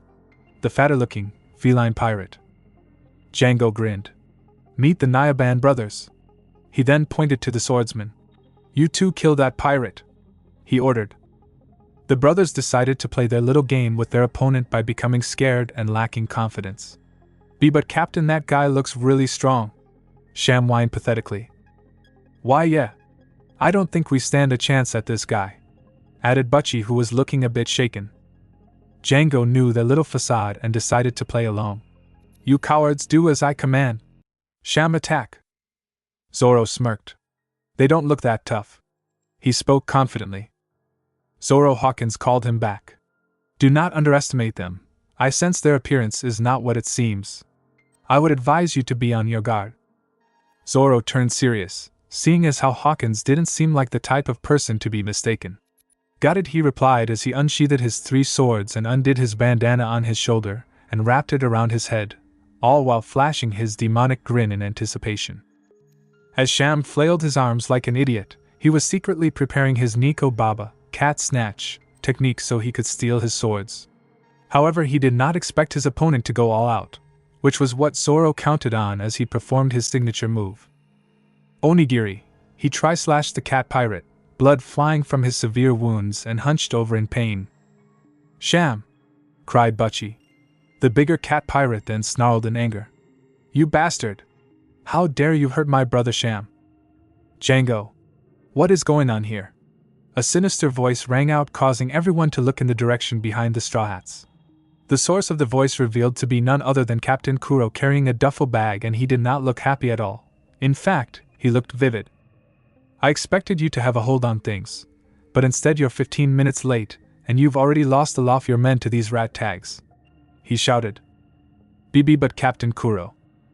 I'll give you 10 minutes, and if you can't get rid of this problem, I'll kill everyone right here, he yelled. Django knew Kuro was good on his threats, especially his death threats. Sham! Butchie! Enough fooling around. Kill that sword bastard and the rest of them, he ordered. Right. The both replied, and with speed that Zoro had a little trouble following, they went on the attack and made quick, strong slashes that rivaled Zoro's. I can't keep fighting in this state of my strength. I'm nowhere near as powerful as Luffy, I must get stronger. He countered their onslaught, and both sides jumped back a few feet. Zoro quickly pulled two of his katana over his head and drew a stance. Closing his eyes, he tuned out the noise around him and only felt the vibrations of his opponents coming at a slower rate. Come on, focus, but keep a steady flow of mind and body. Sham and Butchie were about to claw him to pieces. And channel it to the blades, and with an exhale of breath, Zoro made his move. Toragari! Tiger Hunt! He made a quick, blinding dash towards the Nyaban brothers and did downward, descending double slash, which caught them off guard as they were slashed clean through the torso cavities and collapsed onto the ground, where they died from the severe injury accosted to them. Zoro noticed how sharp and clean were blows that he dealt them, but more importantly, at how he managed to see their movements. Could this be the power Luffy has? You now have 6 minutes, Django, just so you know, warned Kuro as he noticed the hypnotist was sweating bullets. Oh, and by the way, the treasure's being stolen by that girl behind you. Kuro gestured with his index finger. Django shook out of his stupor and turned around to see Nami carrying at least 3 bags of treasure. She had paused for the moment when Kuro gave away her position and stared sheepishly at the hypnotist. She laughed nervously. Hi. Django glowered at the girl. You little bitch, take this. He launched a pendulum ring at her aimed at her uncovered neck. Nami closed her eyes as she prepared for pain, but it didn't come. Instead, Hawkins took the blow at the neck in her place. Her eyes widened in shock. He saved me, but why? Now her grim thoughts were dispelled as she heard a slashing noise coming from one of the unconscious pirates. The wound was made at the neck and caused his blood to spurt and die. One of the few conscious pirates looked on in horror. Captain Django, this guy had wound on neck out of nowhere. Nanny? The hypnotist shouted in disbelief. But what's more to his horror, Hawkins was still standing with no wound on him whatsoever. How are you still alive? I slashed your neck. He yelled indistinctly while raising a shaky finger at him. From out of nowhere, a small, straw-like doll fell out of Hawkins' arm. I have the power of the voodoo no mi, voodoo fruit. Any damage done to me and you only harm yourselves or others around you. A devil fruit user? Django practically jumped. But that's not all. He raised his arm at the hypnotist, causing the man to be lifted into the air. What the hell? I have the power of levitation, he told the floating man. Don't tell me you're a mystic as well? Said Mystic unsheathed his long sword and with his free hand, levitated it and aimed it directly at Django, who was already sweating bullets. Wait a minute, don't. Django began to panic. Hawkins cut him off. You are not worthy of being a true mystic, but then he sheathed his sword. But you are not worth the stain on my sword, goodbye. Using his power, he threw his arm up to the sky, causing Django to be thrown into the direction away from the island at high speeds until he was out of sight. The Black Cat pirates were now terrified at the people they were dealing with. There was no way that they could defeat them. Kuro stared at the space in the sky. Django flew off and then turned his attention to the crew. You all now have 3 minutes. Kuro! Cried a shaky voice. The ex-pirate tilted his head to the side to see Usopp aiming his slingshot right at him. The man looked at the village liar uninterestedly. Usopp, I didn't see you standing there, said Kuro. He practically could hear Usopp's teeth and legs chattering. Usopp was scared as hell now. He knew he just gave away his position and he was nowhere near as strong as Luffy, Zoro, and Hawkins. But he stayed true to his word. He would not allow Kuro to harm anyone, not even Kaya. Tell me, Usopp, that punch, you put everything into that punch to hit me, right? He inquired. Usopp was still too afraid to answer. Well then, I might as well be honest. Kuro suddenly vanished and reappeared beside the coward. That punch was more like a mosquito bite. Before Usopp could register on what just happened, Kuro kicked him in the stomach, breaking a few ribs in the process. The impact sent the long-nosed sniper into a fairly large tree, causing it to splinter and fall over. Usopp was now bleeding pretty badly both internally and externally. Usopp! Nami cried. Zoro went on the attack and made an attempt at cutting Kuro on the spot, but all he managed to hit was the air. Then in just a few short seconds, a series of slashes cut his torso. He let out a painful yell as he was knocked back. Zoro! Kuro was now standing over the swordsman, this time wearing both his cat claws. He adjusted his glasses with one hand, being careful not to cut his face in the process. My plan will go accordingly. Crew or no crew, I will have Kaya's fortune and finally end this miserable excuse for a living. Nami turned to the mystic who was just standing there. Why aren't you doing anything? Hawkins looked at the navigator/thief. He moves too fast for me to use my powers, but that's not the reason why I can't attack. He gestured by pointing to a smaller female coming from behind Kuro. Nami instantly recognized her. Oh no, Nami dreaded. Kurahadal gasped a small voice. He turned his head to see Kaya standing before him, looking at him with unshed tears of disbelief. Please tell me it's not true, please, her voice cracked with emotion. With a sigh, Kuro let down his claws and approached the timid heiress. Kaya, these last few years have truly been enjoyable. A healthy lifestyle, a beautiful house, and kind people who took me in. His face was calm and happy until his dark features returned. However, I only enjoyed it because I endured it. I cared not for you or your parents, just your lifestyle, which is why I killed your parents, and bided my time for 3 years to get you to sign your will to leave everything to me and would live in the lap of luxury for rest of my days. He snarled. Kaya looked at her caretaker in horror. He never cared? All he wanted was my family's fortune. Usopp-kun was telling the truth. That's when she realized that Usopp wasn't around. She looked in various directions to find him, but she couldn't. If you're wondering where Usopp is, a dark smirk crossed his face.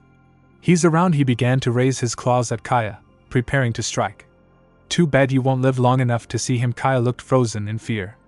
Goodbye, Kaiojusama. Time seemed to slow down. Kaya shut her eyes, preparing for the worst, but instead someone stood in front of her to receive it. She heard blades piercing flesh, and once she opened her eyes to see both of Kuro's claws run through Usopp's body. The sniper puked up blood on Kuro's suit as he felt the blades retract. Kuro sneered in disgust. Great, I've got this filth all over me.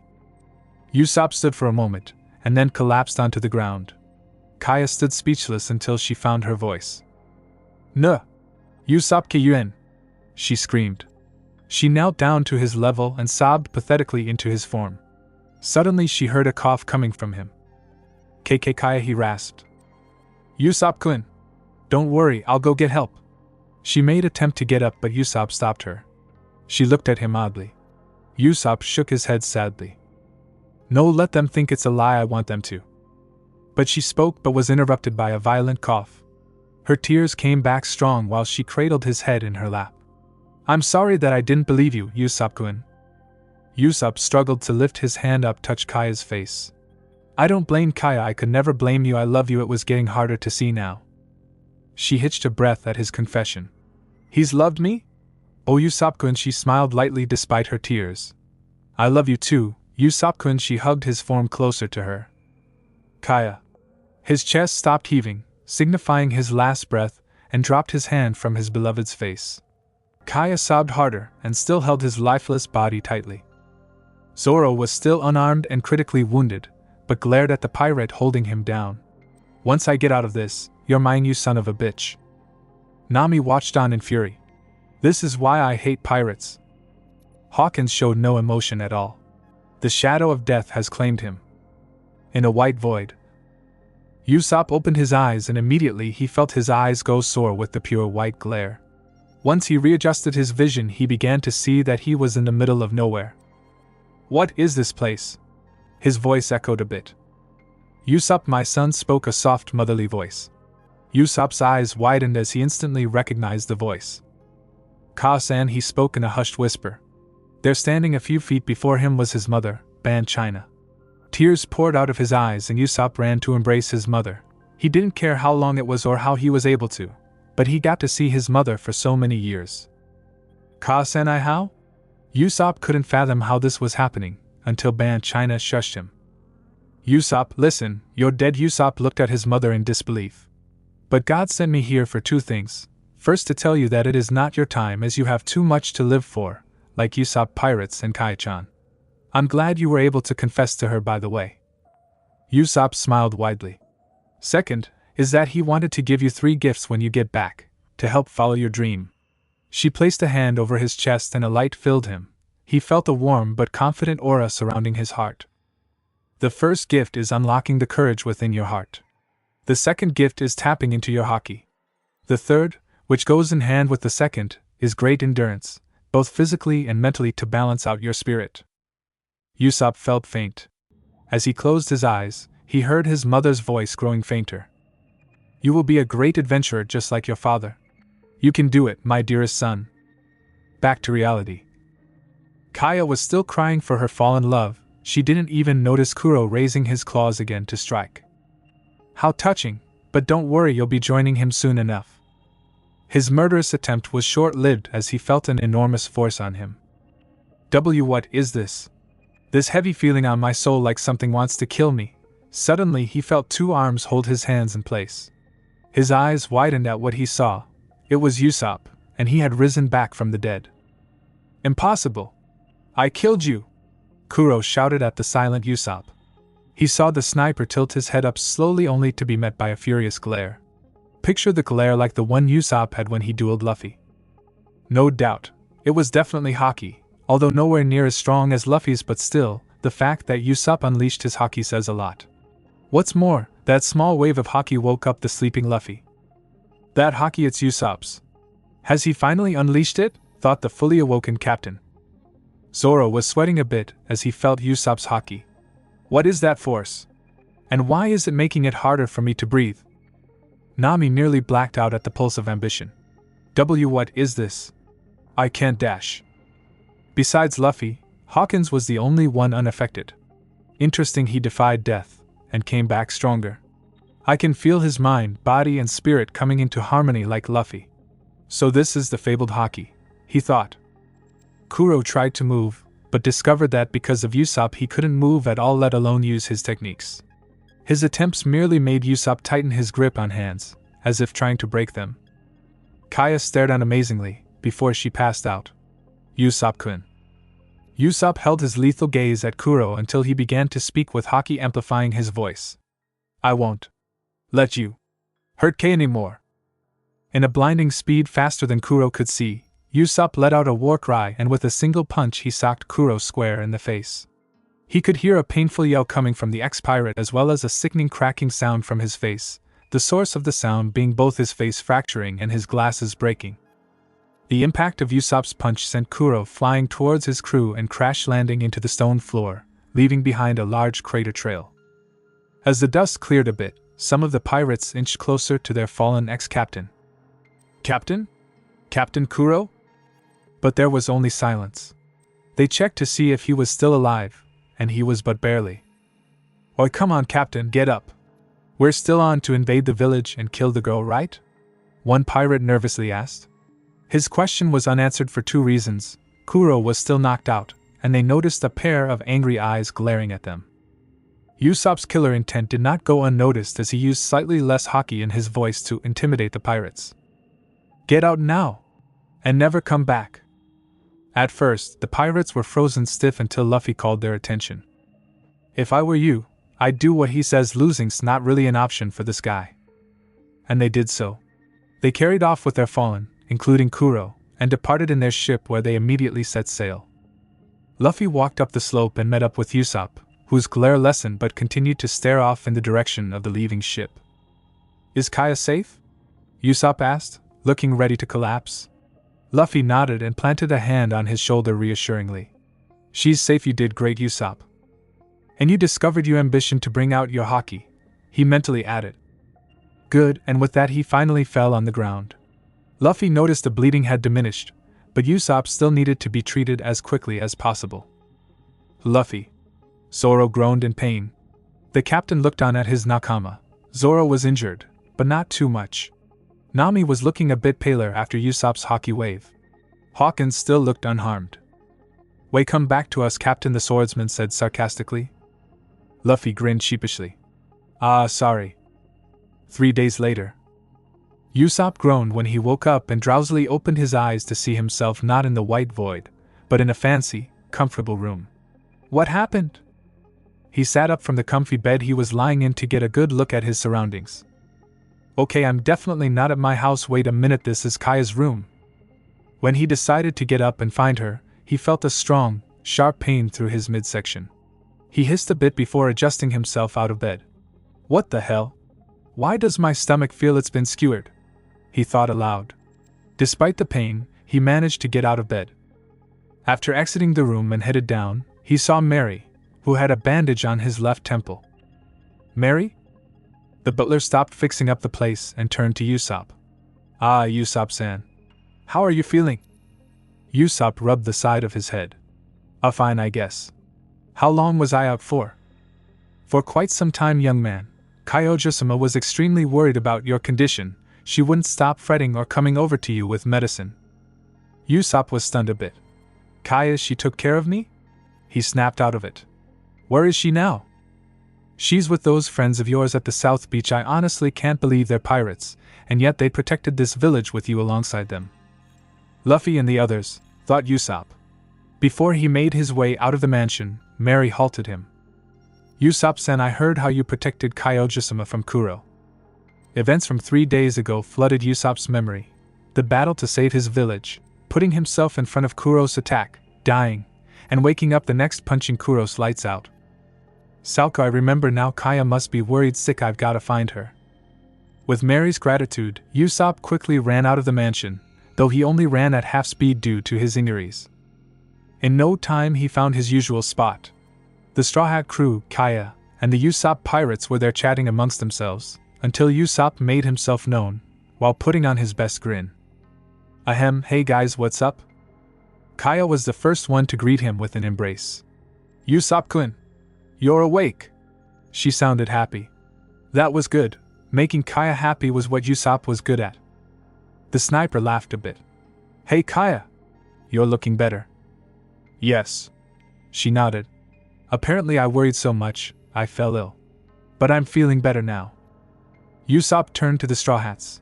Luffy was the first one to congratulate him. Zoro and Hawkins gave their nod of approval and Nami smiled. The Usopp pirates ran up to him, apologizing for doubting him. Afterwards the rest of the gang left, leaving Usopp and Kaya alone. Usopp stood at his usual thinking spot. Well, the village is safe once again, thanks to Captain. He turned around to face the heiress only to see her tears fall down her saddened face. Usopp, he finished his boast with less enthusiasm. Kaya, what's wrong? He asked concernedly. She took him by surprise when full-on glomped him and sobbed into his shirt. Kaya, please tell me what's wrong. It pains me to see you this way, he spoke sadly. Kaya sniffed and tilted her head up to meet his face. Usopp-kun, the tears started to pour out more. I'm so sorry. I'm sorry I didn't believe you, and then I slapped you, she spoke between hiccuping sobs. Kaya. If I had only believed you, you wouldn't have. She broke down completely, remembering the attack meant for him, and how he died in her arms. Kaya. Usopp tried to get a word in. And now you hate me. Hey, he wrapped his arms in a comforting hug and let her cry. Sure, Kaya, sure. After a few minutes, she managed to calm down a bit, so he could finally talk. Kaya, I'll admit, when you slapped me and told me to never come see you again, it hurt me deeply. That just made Kaya whimper and cry a little harder, only for Usopp to pull her closer to him, and he continued. But I realized it was my own damn fault for saying all those lies. So I took it upon myself to make sure you, Mary, the Usopp pirates and all of the villagers were safe and sound. I chose to give my life protecting my home and the people I care about. I was scared out of my mind, but I thought of not just the safety of this village, but I thought about protecting you, he finished sincerely. Once Kaya stopped crying, she peered at a smiling Usopp, and then she kissed him, taking him by complete surprise. Usopp relaxed into it and kissed her back. They pulled apart a moment after, and Usopp had a lazy grin, and Kaya smiled warmly. They stood next to each other enjoying the view of the sea before them. Kaya, I've decided to follow my dream to become an adventurer. Kaya blinked a few times before smiling in return. Hi, and I'll be waiting for you here when you come back, Usopp-kun. You made sure you weren't seen? Asked Mary. Yeah, replied Luffy. Dad wanted me to get in contact with you as soon as possible. I never would have known Dragon-sama had a son. Yeah, but don't go mentioning that around, it's a secret that I'm covert agent for Revolutionary Army. Of course. Now you said that you needed a ship, well I'd be honored to give you my masterpiece. Later at the shores of the South Beach, Luffy, Zoro, Nami, and Hawkins were looking at their new ship presented by Kaya and Mary. It was Caravel class, passenger ship armed with a few standard-issue cannons, had a few double sails, and a sheep figurehead. Luffy had stars in his eyes. "Sujii, this is gonna be our new ship." Zoro smirked. "It'll do." Nami smiled a bit. "It's kind of cute." As usual, Hawkins had no opinion. Mary presented his creation. "I christened it the Going Merry. May you take this ship as far as your journey takes you." Suddenly a huge green-like backpack was rolling down the steep slope at an alarming rate, only to be stopped by Zoro and Hawkins by kicking the carrier, Usopp, in the face. "Usopp-kun!" Kaya cried worriedly, but the sniper waved it off. Once he saw the ship, he immediately set up his own lifeboat. "Well, I guess this is where we part ways, though I hope to meet you guys out at sea." Luffy stared blankly at the sniper. Then Zoro interjected. "Shut up and get on the ship." Nami laughed a bit. "So are you coming or what?" Then it was Luffy's turn. "You're already one of us now, so let's go." Usopp just looked at them stunned before he grinned widely and joined them. Luffy called out Ryoku, nearly scaring Mary shitless. Before they departed, Kaya called out to her beloved. "Usopp-kun, I know you'll be back, I believe in you." Usopp ran to the railing of the ship grinning like an idiot. "I will, Kaya-chan. And when I do, I'll come back a strong adventurer with stories of my travels." As they came out of view, Nami decided to tease the sniper. "Kaya-chan?" Usopp flushed in embarrassment, and was about to say something in his defense, when Luffy patted his back roughly, all the while laughing uproariously. The captain jumped on the figurehead and perched down on it. "Okay guys, onward to the Grand Line." 2 weeks have passed since the Straw Hats had left Syrup Village. Luffy grinned to himself as he was currently sitting atop of the Going Merry's figurehead. The day after they departed, Luffy made it his responsibility to train his crew into understanding and training with Haki. When he began the lesson, he needed to unleash a wave of Haki upon his crew in order to test their mettle. Once he let out a minuscule wave, his navigator immediately passed out, leaving Usopp, Zoro, and Hawkins. The sniper was still conscious but fell to one knee for support, as he was breathing heavily. Zoro fared much better as he only broke a couple beads of sweat, but Luffy noticed how completely focused Zoro was, which meant that he was merely keeping himself up through sheer willpower. Hawkins was the only one of them remaining as cool as a cucumber. Seeing this, Luffy decided to add another small dosage, and the results were different now. Usopp was on all fours and on the verge of blacking out. Zoro was still standing but was now breathing heavily and his focus faltering. Hawkins was still undisturbed from his focus, but his breathing was a tad quicker and sweat poured down profusely. After seeing the results, Luffy powered down. Once Nami woke up moments later, she belted the idiot captain over the head. "What the hell was that? I could barely breathe before I passed out," screeched Nami, her fangs clearly showing. That Luffy addressed the crew. Was Haki its corporeal manifestation of a person's ambition that can be used as a weapon, or in other words, you're fighting with your spirit, literally? He explained. Haki can be used and categorized in 2 forms that everyone can use: Kenbunshoku Haki, observation ambition, and Byusoshoku Haki, armored ambition. Now the third is the Haoshoku Haki, King's Disposition, which is a high-level form of Haki that only 1 in a million people are born with. There are 2 reasons why it's so rare to people. One is because the power of the Haoshoku is granted to those born with an ambition with no doubt in their soul. And the second reason is that it cannot be controlled through hard training alone. It can only get stronger and more controlled depending on the user's personal growth. Nami blinked a few times at the captain's explanation, her feminine fury gone and a look of astonishment replaced it. "One thing I noticed about your skills is that you're able to predict the weather, right?" Nami nodded numbly. "Well, with enough training, you'll be able to use Kenbunshoku Haki to predict your enemy's attacks and dodge them with ease," he told her. Nami was amazed at this new, helpful input that could help her when in a bind. She was never one for physical combat, so she made up for it by being clever and tactful. If what Luffy said was true, this could aid her greatly. Then Luffy turned to Zoro and Usopp next. "Zoro, you have an extreme pain threshold and superhuman strength, probably from pushing yourself to the point of exhaustion in your swordsmanship training. However, when we fought that pirate butler, you didn't stand a chance against his level of speed." Zoro grimaced, recalling at how he was easily disabled from Kuro's assault. but Luffy reassured him. Don't worry. I sensed a flicker of both categories of Haki coming out when you fought those other two cat pirates. But in order to completely tap into your Haki, you need to face something that will test how strong your ambition is. The captain shifted his head to the sniper and placed a hand on his shoulder. Usopp, among the rest you stand out the most because you've unleashed the Haushuka Haki. However, you're still new to it, so it'll tend to be spontaneous until you can learn how to control it in the future. Finally, it was Hawkins' turn to find if he was strong or not. Hawkins, I have to say I'm impressed that you can withstand a small dosage of my Haki. You must have gone through some kind of training, right? He inquired. The mystic nodded before replying. My people have heard strong rumors of Haki, and its amazing properties within the human spirit.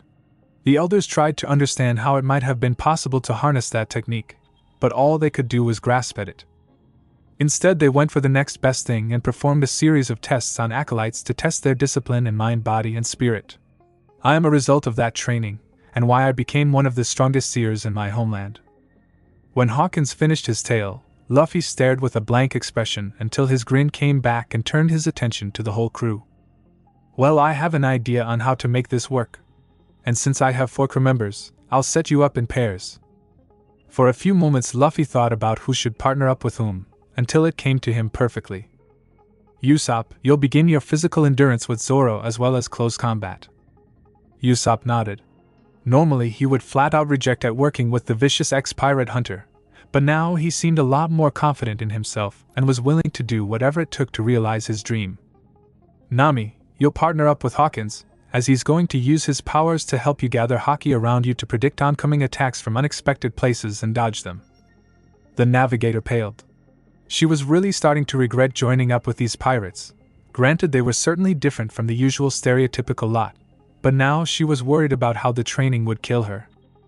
So 2 weeks since then, the crew had grown significantly stronger.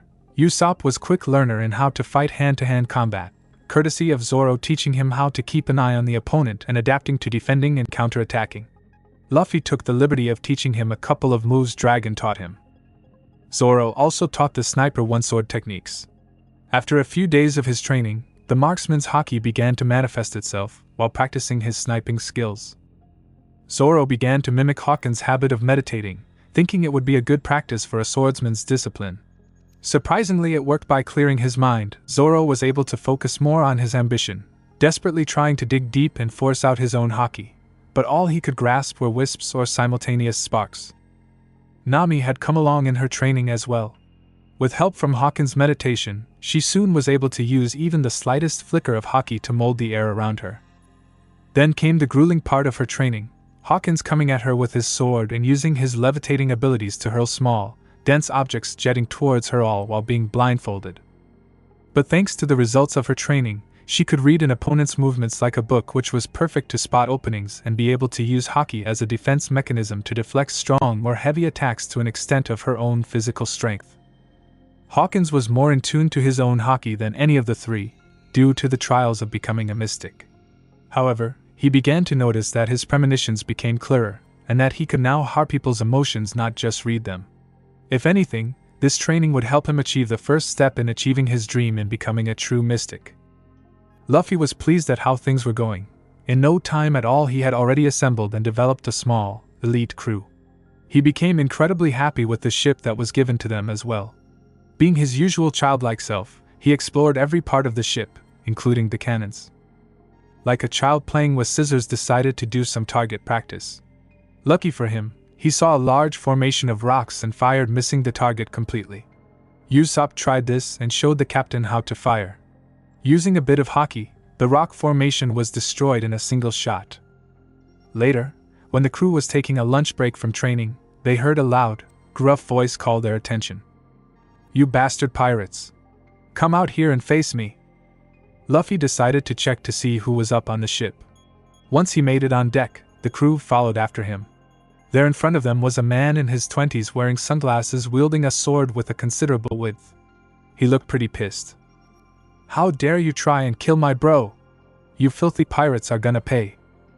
Zoro's eyes widened as he recognized the guy. "Johnny, is that you?" Johnny tore his angry glare from the captain and faced Zoro.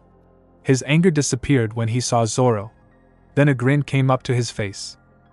"Bro!" Johnny jumped for joy.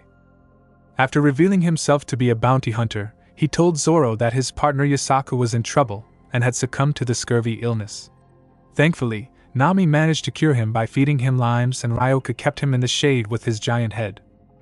However, the situation made Luffy realize that the crew desperately needed a chef to cook nutritious food. The bounty hunters were overjoyed that they had found their Aniki, and that the pirate crew helped them out. Johnny and Yasaku asked if there was anything that they could do to repay them. Usopp asked if they knew where they could find a cook. Johnny told them of a floating restaurant in further down called Baratie. Luffy grinned. "Alright. Food. Full speed ahead." Eventually they reached the floating restaurant, which was a fairly large ship that took on an oval shape, with the figurehead of a fish. Ryoku sank back down to the depths, albeit begrudgingly due to the tasteful aroma he inhaled through his snout. But his master promised him a large amount of food for him. Baratie living quarters. A lone figure of a young man sat on the edge of his bed in silence, smoking a cigarette. His expression was neutral. He looked 19 years old with small fuzz on his chin and blonde hair covering his left eye, leaving the other curly-browed, dark-ringed, dark blue eye exposed. He wore a sharp, black suit and underneath, a black tie accompanying a pinstripe, blue-sleeved shirt. In his right hand he held an old photo of family of three, a brown-haired man with light green eyes and similar curly eyebrows wearing a chef apparel with an arm around a beautiful, blonde-haired woman carrying an adorable little 3-year-old staring at the camera with innocence and curious eyes. "Oi, Sanji!" called a gruff, old voice. "We need some help down here, get your ass in gear." Upon hearing the head chef's command, he tucked away the photo in his shoulder pocket and left his room. Upon meeting his mentor, an old chef with an incredible, double-braided mustache, his expression was one of seriousness. "We've got a couple of rabble-rousers in table 3. Just take their orders and deliver them." Sanji nodded numbly. Yes, head chef Zeph." Zeph let out an irritated groan. "And for God's sakes, boy, smile, smile." Sanji pulled off his mask of false happiness, which required a one-eye smile and a small smile of his own. Making his way to table 3, he noticed the people attracting a lot of attention from the upper-class people. One was wearing a straw hat and making ridiculous faces, causing laughter upon 3 of his crewmates. The one not laughing looked like some kind of heavy metal rock star. Seriously, I checked the references on which Hawkins' character was based on, and it turned out to be a rock star. The other 2 were both a long-nosed teen and a green-haired swordsman. Lastly, what caught his eye was the laughing redhead woman. Putting on his mask, he approached them. "Hello, welcome to the Baratie. My name is Sanji, and I'll be taking care of your orders." Once Straw Hats gave their orders, the merriment resumed, but Hawkins' eyes followed the cook. "What's up, Hawkins?" asked Nami. Turning to the navigator, he gave his input. "That man has a swirling vortex of hatred and anger seething behind his mask. I've never felt so much darkness in one person without having a negative effect on their health." Nami took a glance at the returning cook with the same smile plastered on his face. "His smile does seem really unrealistic," she pondered before Sanji placed her order in front of her, snapping out of her thoughts. "Your order, miss," he stated politely before bowing and taking his leave. Once the crew sampled the food, their taste buds went to heaven. "Man, this food's delicious," said Usopp. The others voiced their approval, and Luffy kept consuming the food until he swallowed what was in his swollen cheeks in one gulp. With a satisfied belch, disgusting the fancy diners around the crew, Luffy had made his decision. "That guy is joining our crew." Suddenly the doors were flung open. Everyone turned to see the new arrival. He was thin, almost unhealthily so, and there were bags under his eyes. He wore a jacket with a serpent design over a dark green shirt and pants, all of them dirty and tattered. Judging by his grim expression, he looked like he had been through the inferno and emerged out the other end. In one hand, he held a pistol. There a few uneasy whispers were heard from the wealthy patrons concerning the half-dead man carrying a firearm. They saw the man sit himself down in an empty table, placing the gun on top. "I don't care if it's rotten, give me something to eat," the man rasped. One of the lower-ranking chefs, a buzz-cut man with swollen arms, welcomed him like an honored guest until he asked for the manner of payment, to which the man responded with a gun pointed between the cook's eyes. The greeting smile went away and turned into a vicious look, which meant only to kick the guy's ass, which he did, right before throwing him out. The patrons cheered gratefully, while Zeph looked on and shook his head in disappointment. "Damn it, Patty, always a slow learner," he muttered. Then he noticed that Sanji was nowhere to be found, and neither was Luffy. Said cook was found giving the weary man a plate of food. The delicious aroma was enticing to the starved man, but sneered in disgust at the gesture. "I don't need your pity. I still have my pride as a man and pirate." Luffy was watching on the scene with interest as Sanji kept insisting while keeping a calm expression and smoking his cigarette. The man's will broke as he immediately stuffed his face with as much of the food as possible, tears running down his face. "This is delicious. The best food I've ever tasted." He spoke with a mouth full of food, trying to hide his tears. The pirate captain plopped down and stood next to the chef. "You're a pretty nice guy, Sanji," he said. The cook didn't acknowledge him. Instead, he just exhaled another puff of smoke. "How come you don't smile?" Luffy asked curiously. Sanji merely replied, "That's none of your business."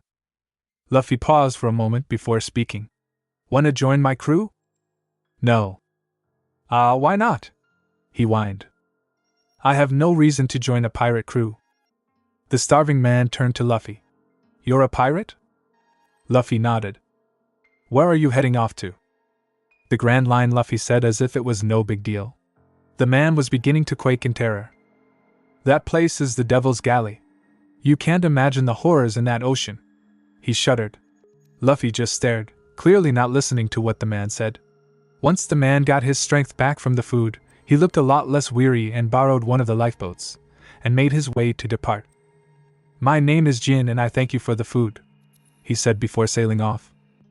Zeph watched on in reclusive pride at his apprentice for following his credo of giving good food to those who need it no matter what. Sanji headed back to the pirate table and directed his attention to Nami, all while putting up his smile. "I'm terribly sorry for the disruption, miss. As token of my humblest apologies, please accept this complimentary meal." Nami decided to put on her charms since Luffy decided for this man to be in the crew. "Oh, why thank you." She reached up to cup his chin, part of her usual act towards men. However, she's surprised to see no reaction coming from the cook, just that simple, yet unsettling smile, and to her shock she noticed his skin was cold as ice. But upon mere contact, the navigator felt her head feel a bit lightheaded as she felt her cheeks heat up and her heart racing faster. "Oh God, I feel hot. What's this effect he has on me?" A few days later, Luffy pointed out to Zeph that he would not leave until Sanji agreed to join the crew, much to the chagrin of said chef when Zeph replied, "Sure, why not? Take him off my hands. You're welcome to stay, so long as you pay for the food." Nami stressed her captain not to spend more than 50 belly, making Luffy suffer a little bit of what Usopp described as appetite withdrawal syndrome. Speaking of which, Ryoka was given a share of his master's food. One day, while Nami stayed on the ship with Johnny and Isaku, a mysterious fog came in and enveloped the area. Luffy and the rest of the crew were in the Baratie, until the Straw Hat captain took note of the fog and stared into it. His expression was unreadable. Hawkins pulled out 3 cards from his sleeve and proclaimed his new prediction. "The wounded and abused dog will find his true purpose as his master falls. A man with hate in his heart will seek revenge. The 3-sword-wielding demon will fall against the master swordsman but gain a great power in return, and the thief's nightmare will come to an end today after a decade of servitude," he finished. Usopp stared oddly at the mystic. "That's more than what you told me a few weeks ago," he pointed out. Suddenly, a large, war-torn galleon appeared out of the fog. The ship itself, added with the wear and tear, was frightening to say the least. One of the chefs came running and screaming, "It's Pirate Don Krieg! He's here! Everybody run for your lives!" The rest of the staff was near the point of pissing themselves, and the rest of the guests stampeded out of the restaurant and onto their boats, getting away from an imminent pirate attack. Within the kitchen, another chef by the name of Karn was cursing at Patty for insulting one of Don Krieg's pirates, and that he was now coming for revenge. As soon as they mentioned his name, said pirate walked in, or rather trudged in with Jin supporting him from the side. He looked to be roughly about Hawkins' height, grayish-purple hair, bandages over his forehead, and long jacket over a beach shirt. He looked just as terrible as Jin was when he entered. "Please give me food. I have money I can pay. Just please give something to eat." the large man begged. Patty and Karn flat out refused, until they saw Sanji enter with a plate full of fried rice and placed it near the fatigued pirate captain. As Krieg ate the food in front of him ravenously, he immediately felt the nourishment replenish him within minutes. With a triumphant roar, and his strength returned, he punched Sanji square in the face. Jin looked at Krieg in aghast. He never expected his captain to repay the man who graciously fed him so ungratefully. Krieg stood up on his own 2 feet this time, feeling better than ever. Now that was a meal. But he pointed his thumb to his ship. I have about 100 of my men starving to death on my ship. Give me more food, and then I'll give you all one chance to abandon your ship before we take it over. But Don, you promised, protested Jin, but noticed Zeph walking into the kitchen, preparing meals for 100. Patty, on the other hand, would not have it, and pulled out large, overhead cannon and fired it at the pirate. An explosion occurred. The cook thought he had made a direct hit, only to see Krieg still standing, this time wearing golden steel, battle armor he had concealed all this time. Luffy watched on with the usual blank expression, but the entire staff looked like they were about to have heart attacks, collectively. Zeph came back carrying a large bag of what could be food and tossed it in front of Krieg. There's your food for 100, take it and feed your crew, the chef told the pirate. As Krieg picked up the sack, his lazy eyes narrowed at the head chef. Then it hit him. You're Red-Leg Zeph, aren't you? The ex-pirate who sailed further into the Grand Line. The large man smirked as he eyed Zeph's peg leg. But it looks like the sea has already claimed another victim. Sanji casted him a dark glare, while Luffy looked annoyed, just because Zeph lost a leg was not the reason for his retirement. I heard that you carry a logbook of your journey through the Grand Line, inquired Krieg. Zeph scowled at him. I gave up the pirate life and became a chef, and I do have a logbook, but I'm not giving it to you, you're not worthy of it. Krieg snarled. No one denies him and lives to tell about it. I want that logbook. It will provide me with the perfect strategy to conquer the Grand Line. I already have the military strength. All I need now is a stronger fleet, and I can become the pirate king. Luffy furrowed his brows in displeasure. Sorry, you're wrong. I'm gonna be the pirate king. Teen boldly countered. Krieg didn't even bother with a response. As the heavily armored pirate turned to leave, he stopped in his tracks. When I return, I'd better expect 2 things. This ship under my control and the logbook. And Krieg departed for the moment. Jin remained and humbly apologized to all of them, saying how this was not what he thought would happen. Sanji stood tall, his face expressionless. We did our job as chefs, feeding whoever comes through those doors. Of course, now we'll focus on defending this ship with our lives and kill anyone who threatens it. The roar of approval came from the rest of the chefs as they prepared for battle with weapons that resembled silverware. Suddenly, everyone in the restaurant heard a splintering and splitting of lumber. A second later, they heard the sound of waves crashing. Usopp, Zoro, and Hawkins came down as they felt the ship sway from the turbulence. "Oh, Luffy! What's going on?" yelled Usopp.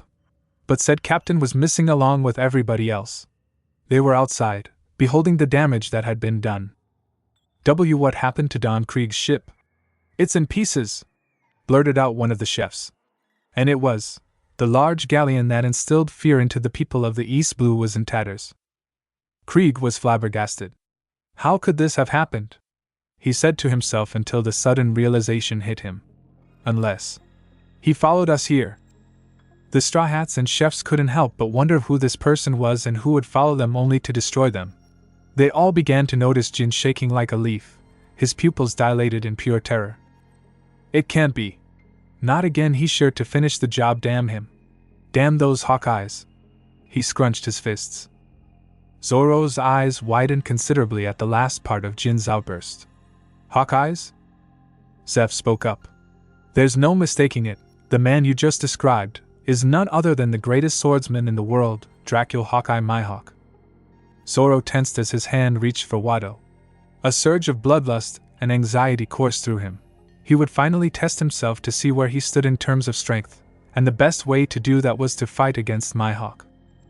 Suddenly the doors to the entrance of the restaurant busted open, revealing 2 soaked bounty hunters turning out to be Johnny and Isaku. Zoro and Ikki, Luffy and Ikki, it's horrible. The ship is gone, they both cried. Nani? The crew, minus Hawkins, yelled out simultaneously. How did that happen? Questioned Usopp. They both began to explain how they were tricked by Nami and she pushed them overboard, taking the ship and Ryoka too. I knew we couldn't trust her, Zoro muttered darkly while Usopp was freaking out about how his girlfriend's gift was stolen. Hawkins remained unresponsive until Luffy called him to attention. You knew this would happen, didn't you? When you made that prediction earlier, the captain insinuated. The mystic nodded. He raised both eyebrows surprisingly at his captain as he saw him grinning from ear to ear. Well then, it's good thing you mentioned this earlier. We should go after her. Usopp rounded on Luffy. How can you be so calm and cheerful about this? Our ship has been stolen.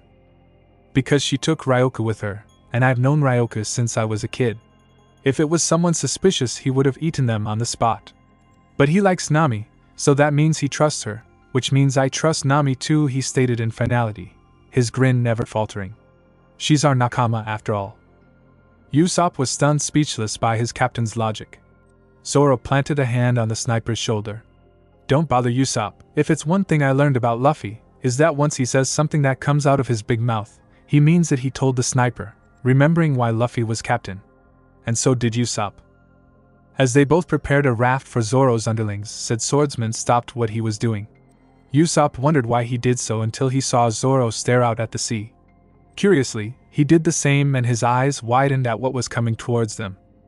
There, beyond the bits and pieces of debris, was a small, oncoming raft of some sort. But upon closer inspection, it resembled the shape of a coffin with two green-lit candles on the sides, and its center mast resembled a large crucifix. It seemed to have enough room to carry only one person, and said person was a man.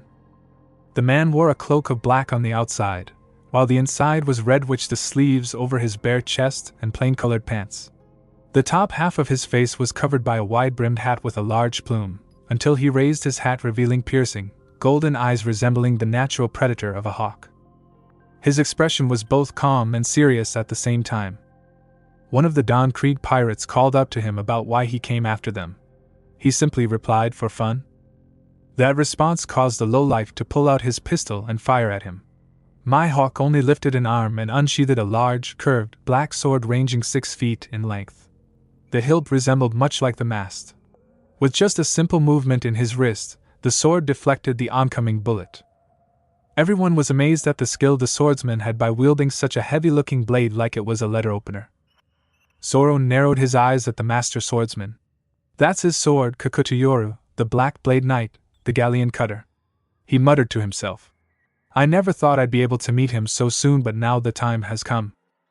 That's Mihawk, all right, Seth pointed out. The rest of the chefs and pirates saw Zoro jump ship and landed on a larger piece of debris from the ship, choosing this to be the battleground. Now he had to grab Mihawk's attention.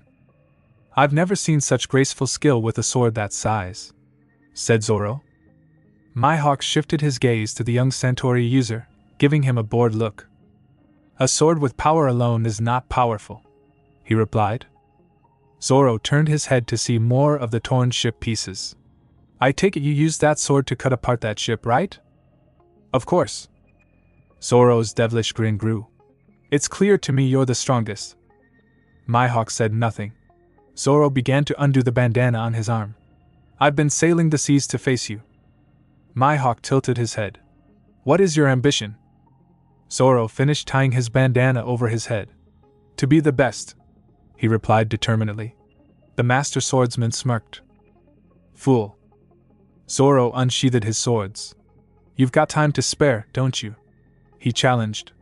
So let's duel. The Don Krieg pirates were as pale as sheets when they recognized Zoro as the infamous pirate hunter. Mihawk's smirk faded. Duel. Pitiful weakling. And in an instant, he was out of his boat and onto the platform. Zoro was a bit intimidated, but his resolve didn't falter. He's fast. I couldn't see his movements at all. I'd better not hold anything back, he thought before Mihawk continued to speak. If you were really a decent swordsman, you should have been able to judge the differences in strength without drawing your sword. By challenging me, are you acting on bravery or simple recklessness? This is for my own ambition. Zoro spoke fiercely before placing Wado between his teeth.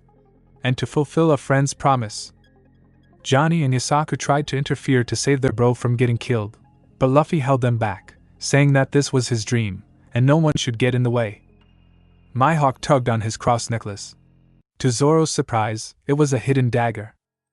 "What the hell are you doing?" spoke the irritated swordsman. "I'm not like those idiots who use their all in a rabbit hunt. Though you're renowned enough to be called a swordsman, the East Blue is the weakest of the four oceans. I apologize if I don't have anything smaller than this." With a snarl, Zoro clenched his swords and charged like a raging bull seeing red. "Don't make fun of me! And don't regret it when you die!" He ran at Mihawk, prepared to give it his all. Mihawk took a stance. "You're just a greenhorn who's yet to experience the real world." Onigiri, Zoro attacked with his patented signature technique. A loud sound of blades clashing together resonated. All eyes saw that Mihawk had stopped the attack dead in its tracks with an outstretched arm. Zoro's expression was one of shock. Sweat poured down his chin. How did he manage to stop all three swords with just that toy? Is this how far I am from him? He shook off his stupor, and with a war cry began his barrage of attacks. Mihawk defended with his knife, not moving from his spot. Zoro decided to kick it up a notch and began to focus all of his Haki in his attacks, and saw a slight change in Mihawk's defense. Just as Zoro attacked with a single strike from Wado, Mihawk clashed his knife at the same time, resulting in a small shockwave of power around the two swordsmen. However, both swordsmen realized that the outcome of the attack caused Mihawk's arm to bend slightly, and his hand clutch his dagger in a tighter grip. Behind his calm expression, Mihawk was actually surprised and impressed. Someone like him already knows how to use Haki? After 15 minutes of non-stop slashing, Zoro was beginning to run out of steam. He began to breathe heavily, but his focus stayed on Mihawk. He wasn't going to quit until he was dead. "Why would you risk your life for a goal that will probably kill you along the way?" asked Mihawk. Zoro didn't answer. Instead, he channeled Haki into his blades and prepared to attack again. Toragari! His attack never reached through as Mihawk had plunged his dagger into Zoro's chest. Despite this, Mihawk's precision was off. I know my attack was supposed to go through his heart, but instead he managed to avoid my attack at the last second, and it went through one of his ribs. Looks he managed to see me attack at the last minute. His Haki is strong. He began to notice Zoro still standing with the blades still locked in. "Why don't you step back?" "I don't know. I'm not sure why, but I figured that if I take one step back, then all the promises and oaths I've made would be meaningless, and I'd never be able to return and face you ever again." Blood began to trickle out of Zoro's mouth. Mihawk narrowed his eyes. "Yes, and that's called losing. That's why I can't step back," Zoro replied indignantly. Mihawk paused for a moment before speaking. "Even if it means death?" "Death would be better." Mihawk's eyes widened a bit at Zoro's resolve. Such willpower, preferring death over defeat, and he already practices how to harness both types of Haki. If he were to actually go to the Grand Line and learn about the world, he could very well surpass me. He retracted the dagger from Zoro's chest. "Boy, what's your name?" Using his two swords, Zoro placed them at an angle against each other. "Roranoa Zoro." "I'll remember that." Mihawk put away his dagger and unsheathed his black sword. "It's been a while since I've met someone with a strong will. As a reward, I shall wield this sword and end your life with it." "I appreciate your offer." This was it, the test to see if Zoro would become the world's greatest swordsman, or just another piece of fodder for the Black Blade. The two were the symbols of nature's greatest predators, the deadly hawk and the ferocious tiger, facing off against each other. Johnny and Yasaku were held back by Usopp for two reasons: to prevent them from interfering, and he noticed Luffy had a death grip on his scimitar. The swordsmen prepared their final strike. Zoro began to spin his blades in a rotating motion while Mihawk leapt at him, preparing to strike. Zoro poured every ounce of his being and Haki into his blades. Santorio Ugi Dash, 3-sword style secret technique. The rotating blades were now blurs as they kept spinning. Sanzen Sekai, 3,000 worlds. And then both sides clashed in an instant. Mihawk was now behind Zoro. The green-haired swordsman retained his stance. An anticipating silence was in the air as everyone watched and awaited the outcome. Suddenly, the sword Zoro wielded in his hands broke in several pieces as numerous cuts appeared across his torso at the same time. It appeared that Mihawk had no wound on him, but little did they know The impact from the attack left a small cut on his cheek and a large piece of his plume came off. Finally a swordsman worthy enough to battle.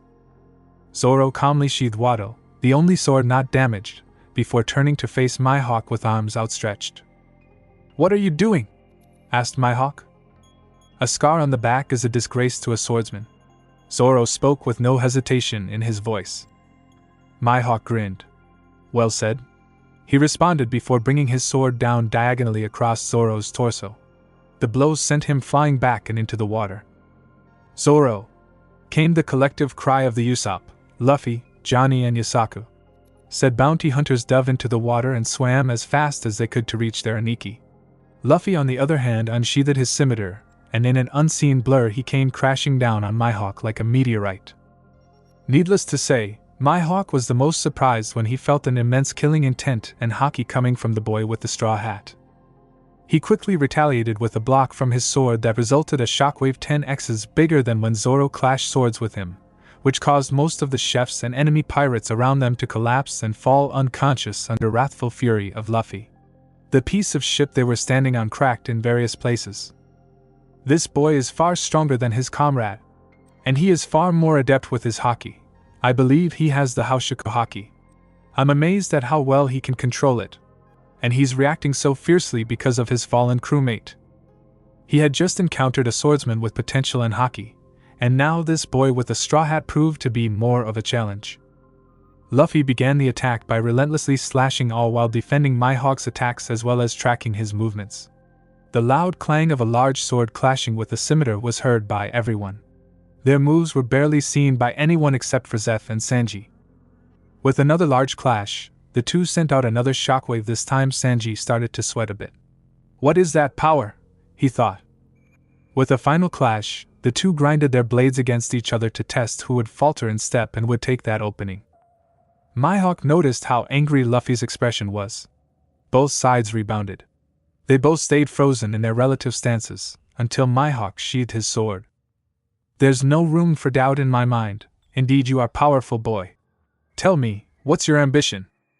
"To be the Pirate King," Luffy exclaimed. Mihawk smirked. "That road is far more dangerous than trying to surpass me." Luffy sheathed his scimitar, and his anger ebbed away a bit. "And don't worry about your crewmate, he's alive." He gestured by pointing to a lifeboat with Johnny and Yasaku in it, pulling Zoro out of the water, his wound apparent. It would definitely leave a large scar. Hawkins spoke up. "Luffy, he's telling the truth. I do not see the shadow of death looming over Zoro." Said swordsman was indeed alive but in an immense amount of pain. Lifting up Wado, unashamed tears washed over his face. "Luffy, I joined this crew in hopes to follow my dream to become the world's greatest swordsman.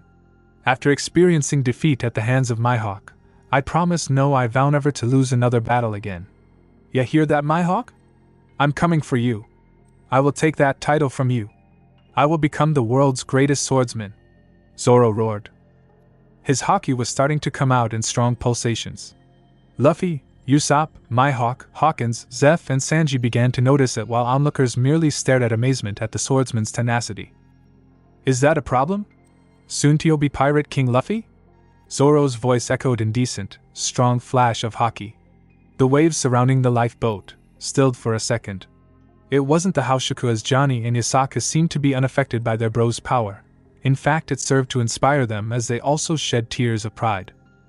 Luffy's anger was replaced by his usual, large, pearly white grin. Zoro would get even stronger now that his Haki had gotten stronger. Mihawk smirked in satisfaction. He would have to be prepared to do battle again with the swordsman. "My name is Dracula Mihawk. It's too soon for your death. So get stronger, learn from yourself and the world," yelled the master swordsman. "Get stronger to surpass my sword. To surpass me. Roronoa Zoro." He turned his attention to Luffy. "And you are a good captain for caring for the well-being of your nakama. You have my respect, and I hope to meet you all in the Grand Line." Zeph mutters something to himself that only his apprentice could hear. For Hawkeye to actually give his respect to these rookies, this crew will definitely go far in the world. Jin was conflicted. He had always thought that Krieg was a powerful pirate, and that serving under him was a great honor. But now he had just witnessed a small-time pirate captain starting out in the East Blue take on the master swordsman himself, and met his skills in an even match. What's more, he was surprised at how the captain reacted to his wounded crewmate. Jin was in the presence of a true pirate. Luffy turned to Mihawk, his glare returning. Mihawk eyed the younger pirate and then noticed the straw hat. "You are the one Shanks spoke of, the boy wearing his straw hat," he pointed out. Luffy's glare was replaced by a look of surprise. "You know Shanks?" Mihawk nodded. "Indeed. He spoke fondly of you and how you saved his life." Luffy was grinning ear to ear when he heard how Shanks was mentioning him. "Really?" But before he could ask more, a certain idiotic, military pirate interjected. "Oi, Hawkeye! You came here to try and kill me, right?" "Well, here I am," yelled Krieg. Luffy's demeanor changed to a blank expression. "Would you excuse me for one moment, Mihawk?" The master swordsman shrugged and Luffy vanished in an instant. Krieg looked completely dumbfounded, turning his head from left to right to find the boy, only to see him squatting on top the Baratie's railing. It seemed like he was speaking to Sanji. He turned to the sniper, who was partially shell-shocked over the whole fight. "Usopp, go with Zoro and Johnny and find Nami." Usopp snapped out of his stupor and jumped into the small boat, quickly sailing off while tending to Zoro's wounds as best as they could. Now it was just Yasaku, Hawkins and Luffy. The pirate captain shifted his attention to the blonde chef. "Hey Sanji, how about making a bet? If I beat that Krieg guy in less than 10 seconds, you join my crew?" demanded Luffy. Sanji raised his uncovered eyebrow at Luffy's wager. "And if you fail?" Luffy smiled cheekily. "I won't." And he disappeared again, only to reappear right in front of Krieg. Needless to say, his wide-eyed, snot-dripping expression was priceless. With one punch he landed his fist on Krieg's chest plate. At first nothing happened, but then 5 seconds later a series of cracks were seen throughout the whole armor before breaking into discarded, golden pieces and revealing a fist impression on his torso. Krieg's eyes rolled back as he collapsed on his knees before forfeiting consciousness. Luffy stared blankly at the pathetic excuse of a pirate before turning to Sanji. "How many seconds?" he asked. "I can't keep track of time, but I'm pretty sure that was less than 6 seconds. Sanji conceded. Luffy's grin widened. On the going merry. Nami was reminiscing on all the fun times she had when she was with the Straw Hat crew. They were all very different than what she had encountered with pirates throughout the years.